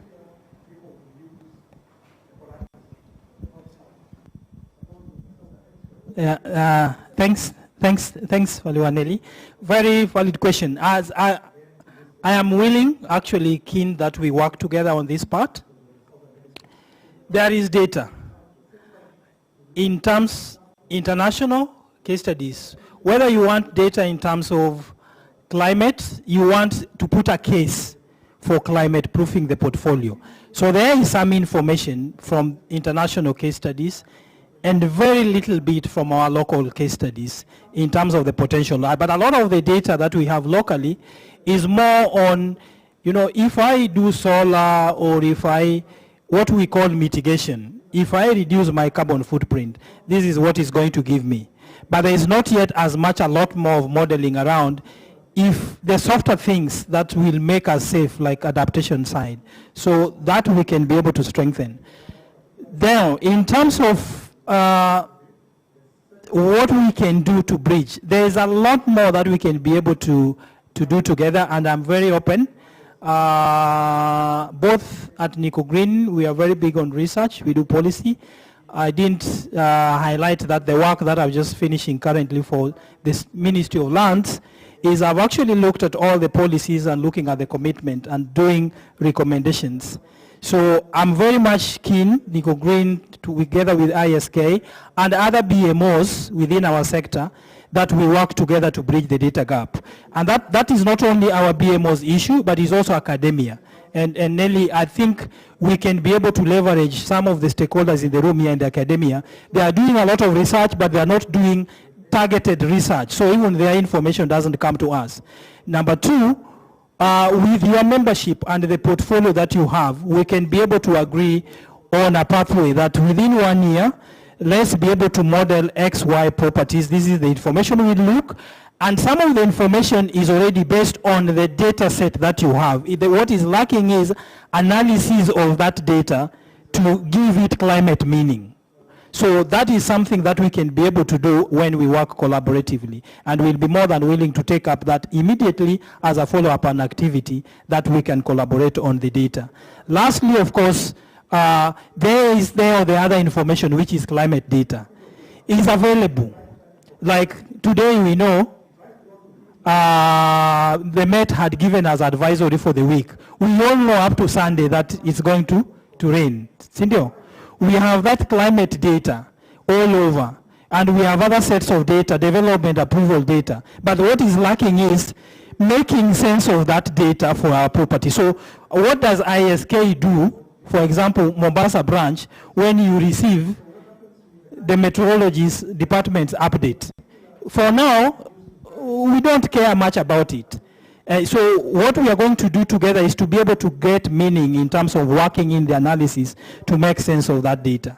But if you need more information for particular building a specific business case for a property you are working on, our contacts are there. We'll be more than ready to be able to provide information as we work towards creating more case studies and greater guidance and collaborating also with the financial sector. They are going ahead, but they are going without us. So what they are saying, you hear them every day. The banks have a lot of climate money, but this money goes unused, that people have not. So if you look at CB, they got billions of green money to be able to give at very good, interest rates, like some of them 8% with longer repayment period, but they end up not disbursing this money because they are saying we don't have quality projects. So I think we can work on the data side. But Nelly, lastly, as I conclude, we need to move to capacity. What I've just done here is a very high level introduction. So the other thing I want to recommend, can we be able to have actually really training? So we are NITA accredited to be able to offer delivery training where we can run through certain, short course, and we can jointly deliver really capacity to go through now real evaluation. Now, how do we prepare that report? And we can have some guidance tools that then members can use. I know you have practice notes. You could be able to develop even practice notes that, the professionals can use their ignorance. So I'm thinking about capacity also being key as we also think about the research. So that some of the research, once you know what you're looking for, you will be able to help us also gather that data. I don't know whether I responded well, but we are open. Thank you very much. Any other question?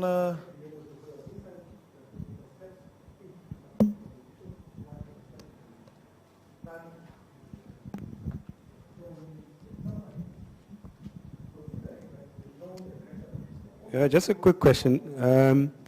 One of the challenges with valuers is that, or two challenges with valuers. One is how do we generalize information or data?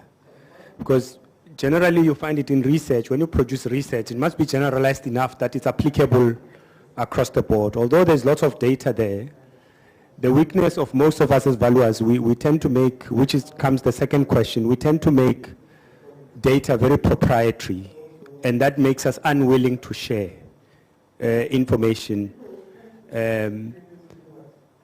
How do we, because if we have to succeed, particularly in this environment, it means we must have centralized databases. I can access data on all listed companies on the stock exchange because they are required to publish it. But I can't access, if there are property companies on the stock exchange, I can't access the assets and the data on the assets because they're not required to publish it. But that data is probably sitting at some valuer's office somewhere. So how do we overcome those two problems? The first one is the ability to generalize data in such a way that me sitting in South Africa and somebody sitting in Nigeria is that we're able to develop common standards around same themes. Secondly, to begin to create centralized databases where we can share data across geographies, across industries, and across sectors. Thank you.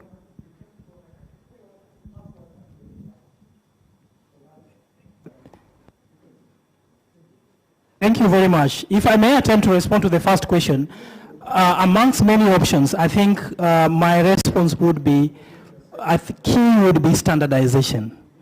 If we talk about generalization of the data, to be able to make it applicable to many. What do I mean by standardization? In terms of the methodologies that we use, we know what data parameters are we collecting. And so far, I think industry has taught us that there are many modalities of creating norms in practice. Either some of them this is what we were trained in the curriculum, or some of them, we know each valuer's office may produce their unique report, right? But we have principles that we will be able to know that this is a valuer professional valuation report because it has certain key elements that is a must. So I think one of the work streams that we are going to work on together should be that standardization of the methodologies is very key. Then it makes it easier to generalize the data. Then secondly, in terms of data sharing, I think this is a question more of a cultural issue. And it may appear though that a lot of course we need to rely on a lot of information that we are harboring within ourselves. And that some fears are like you have your NDAs with your client and you feel like if you release the information that you think is proprietary, you may be, violating your agreements. But I think to overcome that is coming clearly with, the data collection tools and templates that are,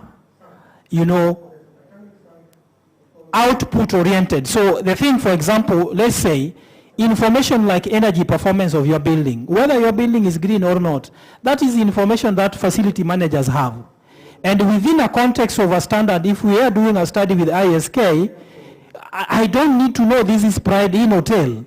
The way we just do the research, we should be able to say, we can be able to establish portfolio properties by typologies. We can say we have the data sets, even if we were to do a call to our members that we are looking for data sets for hotels within this class 1, 2, 3, and then they are able to share the information for their hotels within that class, and then we are able to code them. How the health professionals are doing, these guys do a lot of data, they share every day, but it has been easy because they observe, ethical considerations in their study. So I want to believe that our property assets also, we should be able to share the information as long as we, remove the information that is sensitive, the property names, details. Even in terms of investment, some people are cagey. If you may ask, how much is the value of the property? Some people may not also give you the precise figure. But for purposes of our assessment, even as for valuation, do we really need the exact price? No. So some of the things we can be able to do when we are designing those tools and templates, we will work with ranges. So for example, you would be able to say this is investment between 10 million to 12 million. Somebody would be okay to say I fall within that range. But if you ask somebody to put precise figure that it is 11.5 million, they begin thinking like, okay, and we know certain issues for certain reasons. So I acknowledge that there are challenges, but I believe that there are opportunities for us working together to be able to address them. And the purpose of this conversation was just to open ourselves to be aware how it is essential for you so that when ISK comes back, designs a research, develop certain protocols or tools and sends out this to you, you will be able as members to take those files from yours and be able to synthesize that information because it is going to produce something that is going to help you, and it is not going to expose your own work, to unfair competition or to any litigation because of violation of contracts. That would be my thinking. But I think it is the time for us that we start breaking those barriers, and let's start small. So my suggestion, Nelly, would be, we can design something small, and then we learn from it and be able to scale it, and raise champions within the BMOs that we are working with, so then we have cases to build upon. And if you look at the international data, because I've worked at the international data, as a UN consultant, I do develop tools for guideline. Even the information we are relying for in the international, it is very high level data that is very generic. The only thing is that we don't have our local data. And the earlier conversation we were having in the morning, my actual fear with AI is also that we are going to be having wrong valuation because we are relying on AI and the technology, but this is based on machine learning because the AI is not trained with enough data sets from our continent because we are not putting that data there. So it is important that we wake up to, otherwise we are going to be onboarding a technology that will returning to you a valuation that ground in our Kenyans word, when you go with it to the ground, it doesn't speak to you because it is based on, data set. The machine was trained with data sets that are not contextualized. And we have an opportunity to bridge that gap. Thank you. Santi, we can have the last question. Or, anyone with a burning question?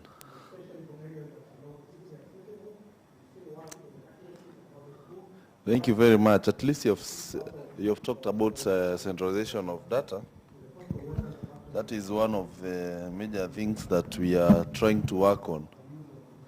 When we say it is very challenging that even as valuers, we have to now call each other to ask comparables. We don't have a central place where you can go click it and see this is the value that was given within Mombasa. This was the value. We have issues. Right now you can see how valuers have been taken to court. Because even you don't have the data. You will have even, in some areas even you will have to, if I use Kiswahili, kutegemea wazee wa kijiji to get the values. You have to look for the elders, ask them the values. Some of them lie because most Kenyans are liars.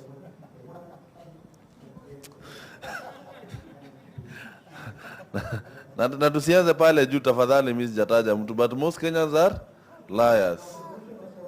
So they lie to you. Tell you this value, I bought this property. Like I had a client today who has been bugging my head. Lying to me is buying a property at 12.5 million and I know it is 7 million. Then when I do the valuation, he's telling me, unajua, nilikuwa nachukua, I was buying it at 10 million. So I wondered, and now it has now gone down to 12.5, now it is 10. See, we don't have the central nini. So thank you very much. Nico Green, maybe he took that name from his name, Nixon. You might not know. Nico. No. Nico ako Green. So I will invite the ERC chair. Nicholas might be leaving early, so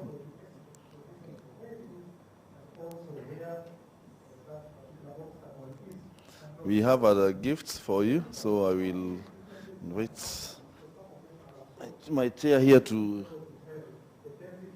present.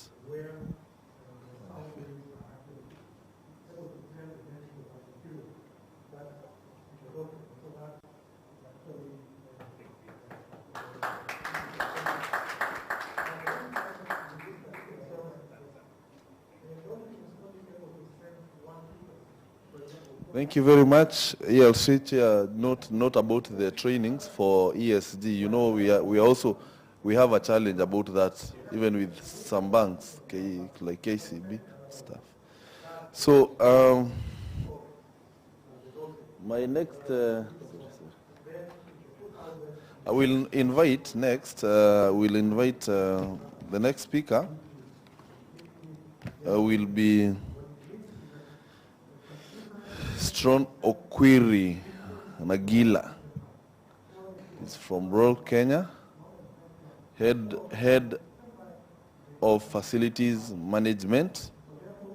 He'll be taking us through the next session. Tumkaribisha na makofi tafadhali. One of us. Karibu sana. Good afternoon. There was a very interesting Kenyan politician that we lost the other day who started conversations by You remember that guy? I miss that guy. He was a very interesting character. So we'll just try to keep this as short as possible, and I'm gonna just be speaking to around facilities management. My name is Stralen Okwiri Nagila. I'm a mechanical engineer by training, a facility manager by practice, a noise maker, a husband, a father, and those other interesting things. I am really glad to be speaking to you this afternoon. I hope I will keep it short. You know, when you come to Mombasa, you want to come and also have fun. So we'll try and keep this very short. Joel is looking at his watch and telling me, bro, you need to finish. We need to get out of here. Joel, I will comply. Before we start, as I thank ISK for inviting me, I want to thank this gentleman. This gentleman bugged me for the longest time. Send me your presentation. When are you coming to Mombasa? If there was an award for somebody who follows you up, please, ISK, put it together and give it to this gentleman. Thank you very much, Kevin. Now, I'm going to be speaking about Guide to Facilities Management. And it is interesting that in our market as Kenya, very few of us really know what facility management is. At best, we know how to deal with a technician, a plumber, an electrician, a painter here and there, come paint my wall, my sink is blocked, such kind of things. But there's more to it. And so I hope that by the end of this conversation, we will understand what it is that we're going to be talking about under facilities management. So I head a department called Facility Management in Brawl Kenya Limited. Brawl Kenya Limited is a part of a company called Brawl Property Group. We have been in existence over 50 years. We operate across 26 countries in Africa. So that's where our coverage is. It is important for me to talk about our footprint across Africa because it will show us some data that we need to refer to as we have this conversation.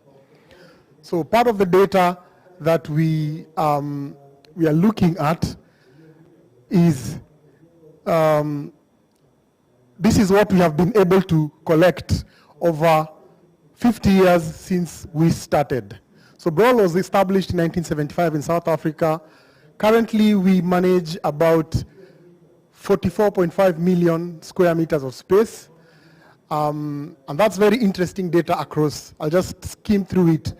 But it is very important, especially in the FM space, to see that kind of data because it speaks to the robustness of what facility management is in the bigger picture of property real estate management. Now, we have noticing that there is a shift in what the facility management space is. As I'm speaking, I know I'm speaking to surveyors, I'm speaking to valuers, I'm speaking to engineers, I'm speaking to property managers, I'm speaking to architects. Everybody who is within the built environment generally. And so we tend to sort of look at facility management as a chain, as that thing that connects everyone in the built environment. So there are forces that reshaping the built environment from where we stand are just 4 items that I will pick. One of them is technology acceleration. And a lot has been said today about AI, about technology, about the advancement that we are seeing in the technological space. The second thing that we're going to speak about, and Nick has actually mentioned it very well, is things around the climate imperative. What's happening in the sustainability space? But generally, and Mashil also mentioned this, that as our general idea and our main aim in the built environment is just the human focus. What are we building for human beings? How are they using these spaces? And I like the example he gave where your building could be very good, but nobody can work inside there. Maybe it's too stuffy or it's too dark. And basically, FM is experiencing value pressure because you want your asset to perform in a certain way. You want certain value to be extracted from the asset that you have. So those are the forces that we see reshaping the built environment from a facility management point of view.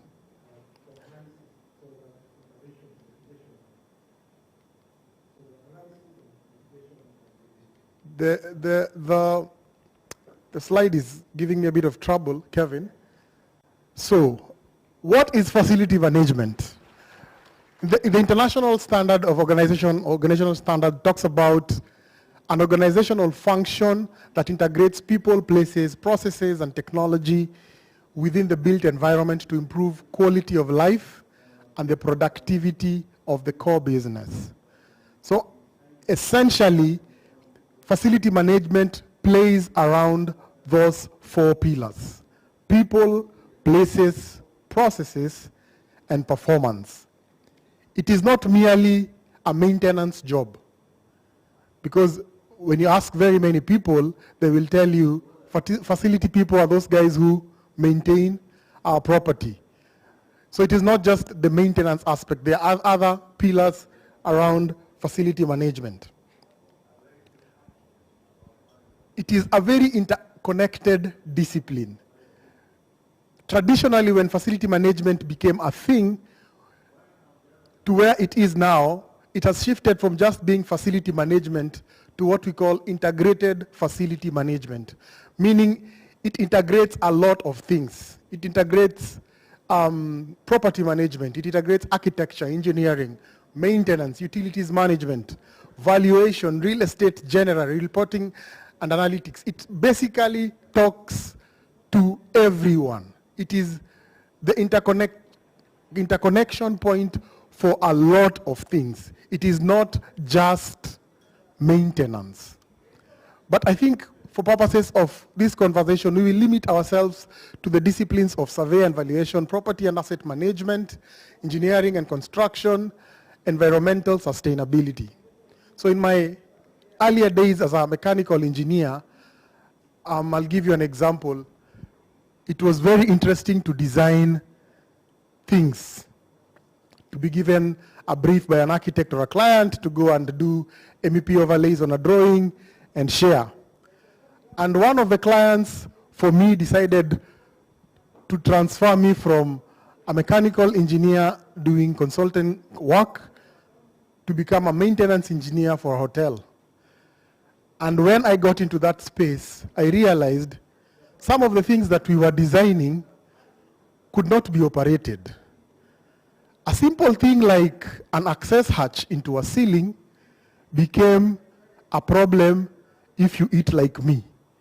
If you eat like me and somebody designed a 600 by 600 hatch and I need to go into the ceiling, I can't go. Or if I can go, the ceiling cannot take my weight. So it becomes a thing that then facility management has to begin from the planning stage of a design. If you give me something to come and work on as a facility manager and realize you designed a beautiful thing, but it is not usable, it is not feasible anymore. So a facility manager then plays a very pivotal role at design and planning stage because he comes with the face of the user. He comes with the face of the operator. I will ask you a question. As you are seated in this room, how many people know the location of the remote of the air conditioning unit? If you know it, raise your hand.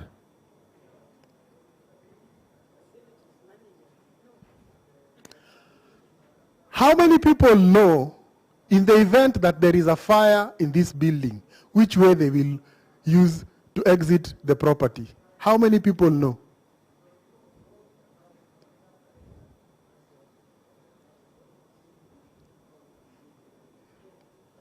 You now start to see why you need a facility manager.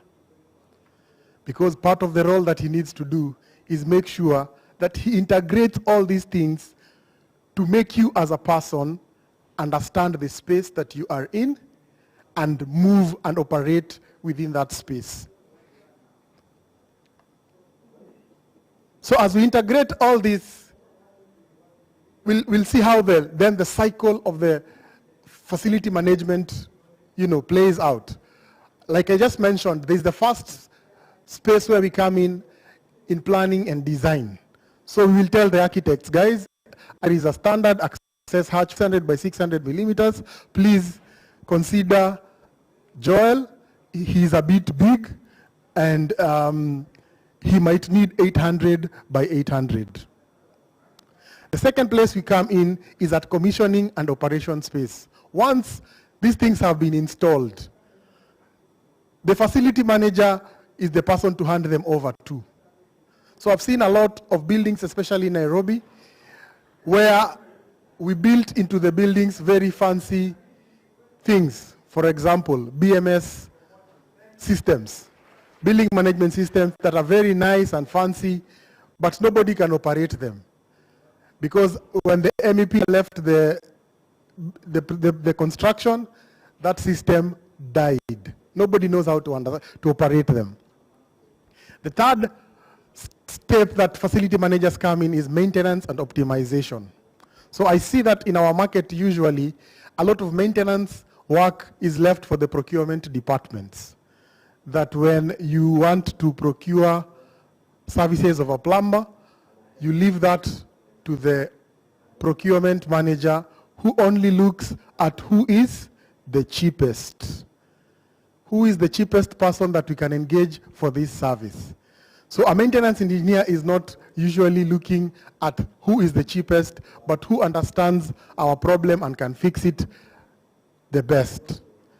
The final stage in the cycle of FM is during renewal and replacement, where based on how we have seen some of these assets operate, we are able to say this asset has come to end of life, or it can actually be revamped and still continue its use. So generally, facility management is split into two categories. There's what we call soft services. Soft services are your usual cleaning, hygiene, pest control issues, waste management, cleaning services, generally. Then there's the technical services where we talk about air conditioners, we talk about boiler maintenance, we talk about building infrastructure, maintenance, we talk about electrical supply, we talk about gas supply, we talk about basically anything that is technical, that is a building service pertinent to the operation of any building. Now that we have transitioned from facility management to integrated facility management, we have added two aspects to it. The first one is there are professional services that then linked to facility managers, which we have listed things like occupational health and safety, statutory compliance, audits. We talk about asset tagging and verification. We talk about skill development and training. So those ones are categorized generally as professional services. On the other end, because we are in an AI and in a technologically advancing space, we are going to talk about what we call PropTech, property technology. So I've listed a few examples like Vantage Portal, which basically links procurement to the services for facility managers. And then there's another technology called B-Sharp, that generally falls in the general category of computer-aided facility management services.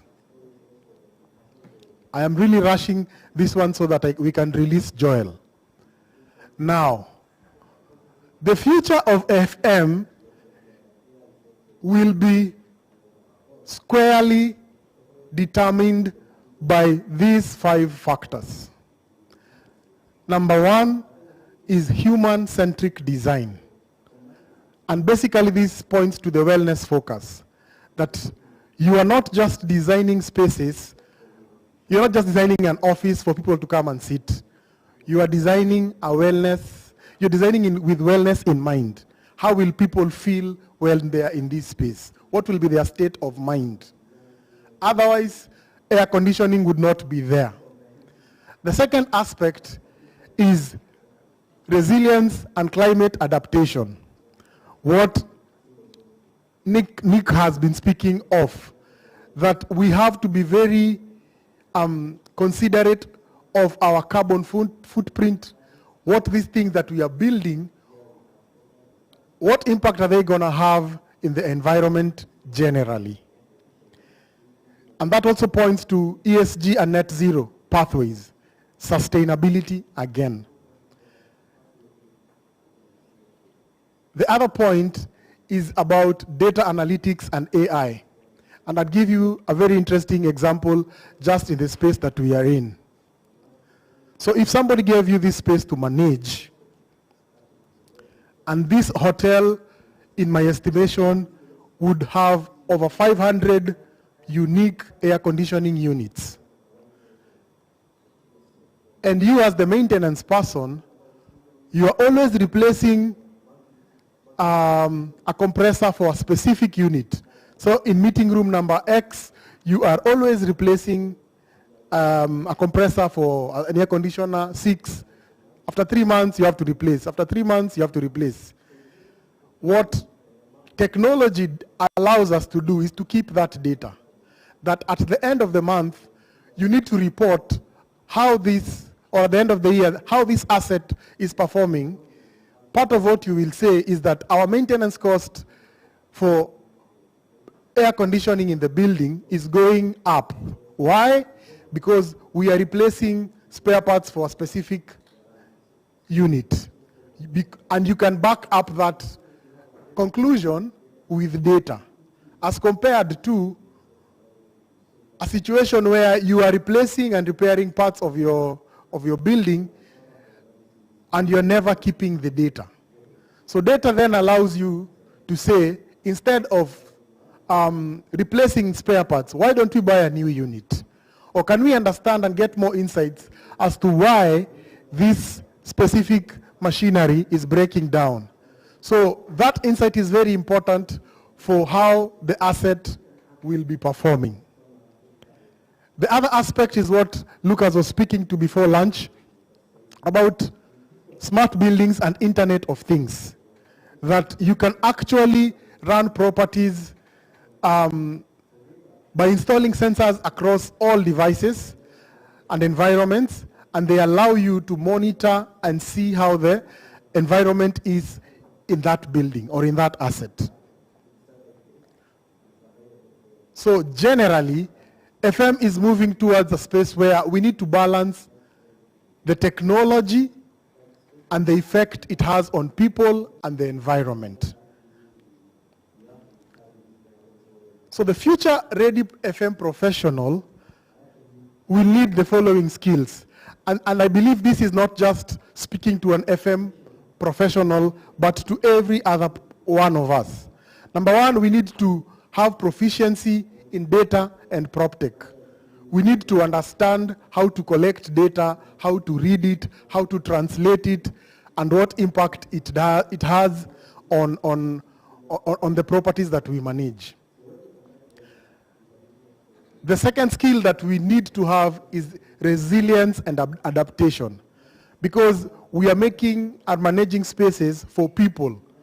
So how can we make these spaces to be very resilient, and how can we adapt these spaces for different uses? A good example is these meeting rooms can be used for different uses depending on how we can adapt them. It can be a small meeting room, it can even be converted into an office. We just need to understand the needs of the people in that space. The third thing is all of us need to have finance and life cycle costing skills. We need to understand value. We need to understand value and what drives value. The fourth thing is we need to be very strategic. We need to understand, even as we are adapting these properties and spaces, how will this adaptation look like in the next 5 years, in the next 10 years? What am I adapting to? And when we combine all these skills, we become resources that are ready for the future of what FM or IFM looks like. So to achieve such results, first we need to understand our asset context. Where is the asset? Who is it serving? What am I adapting the asset to? So we need to understand and analyze. That's why analytical skills are very important. We need to understand the context of the asset. The second thing we need to do is develop FM strategy. And by this I mean both reactive and proactive measures when it comes to maintenance and management of spaces and facilities. Number three, we need to implement systems. Gone are the days when FM was an analog thing. Painting is no longer just painting. Maintenance is no longer just maintenance. You need to have a system implemented to implement your strategy. Number four, as you implement your strategy, you need to measure performance. We speak of key performance indicators. The strategies that we have implemented in these situations, are they working for what we want to achieve? And number five, we need to evolve with technology. The data that I was showing you earlier is data that has been collected by Broad Kenya for over 50 years. So when they say they are managing over 45 million square meters of space, they can actually give you data for all those spaces and give you the trend that is happening in the facility management space. Finally, Joel, we are finishing. Joel, we are finishing. So FM literally plays the role of an umbrella. We are sort of the, I don't know if you've noticed, if right now you want water, somebody will run to you and bring you a glass. If you want the microphone, somebody will come to you. And literally, that looks like the space or the work of a facility manager. But it is not just that. It is that we interconnect everyone. We interconnect valuers. We interconnect property managers. We link surveyors. What we basically do is we are a depository of data. If you come to value a property that a facility manager manages, they should be able to give you data that will go ahead and reinforce your conclusions. So facility management is not just painting, it is not just maintenance, it is a repository of data. Data that is very important in valuation. When we talked about those wazees that you have to go and ask about the value of a property in an area, maybe we should start asking facility managers. We have data that nobody is coming for. Nobody is asking us, what kind of data do you have on energy, on water consumption? Nobody is coming to us to ask us of that kind of data. And that kind of data will be revolutionary if you look at it. It will tell you great stories about assets, about your surveying journey, about valuation, about design, and especially how to manage and value assets. Kwa hayo machache, because Joel is looking at me with that eye, I beg to stop there so that we can allow Joel a few minutes to prepare for the evening escapades. Asanteni sana. Haya. You know, umefanya vizuri. Joel alikuwa ameniambia kitu lakini sitasema. Na anaenda Bamburi. Thank you very much. Nashukuru. Asante sana.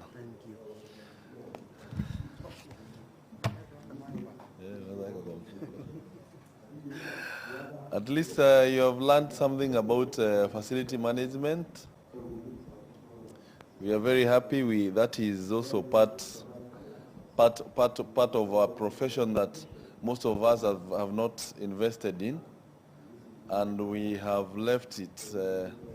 Joel, mambo na facility management, encourage your people bwana. You know, tumekaa kando. Tunaona tu mambo inaendelea. And I think one thing that makes me proud of this profession is you can be anything. This profession, hata mwingine ajui kuendesha gari, yeye anaenda kuvalue gari. Umeona hiyo maneno? So you know, I really take this profession kama daktari. Mtu ako na mashida zake, si kwa ubaya, ako na mashida, anataka 5,000,000, wewe unaenda unamwandikia hata pata 1,000,000. Do you know you can, this profession you can even decide the trajectory ya life ya mtu. Tuseme hata mtu akuje na property iko worth 10 million, then pale kwa remarks useme hii property kuuza ni ngumu sana. Hiyo maneno imeisha hivyo. Huyo ameenda ni hivyo. Anaanza kukubembeleza, unamwambia hapana, hivyo mimi ndio nilio. Sasa si ni kama daktari. Unajua naongea hivi ili daktari akuwe tayari. Tuko na daktari hapa. So I hope alikuwa ametoka kidogo.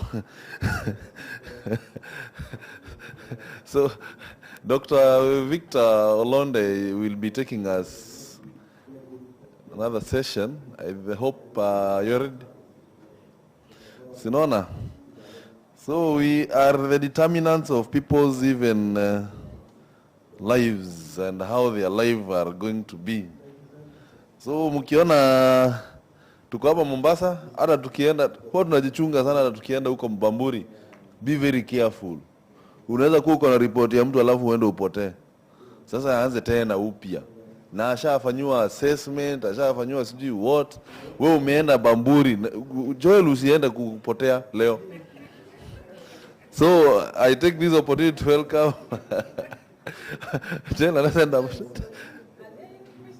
Yeah, we are taking questions, or you want us to take these questions. The other one we were doing it because he was leaving, but we can take questions. Yes, we can combine. Yes. So I welcome Dr. Victor to take us through the next.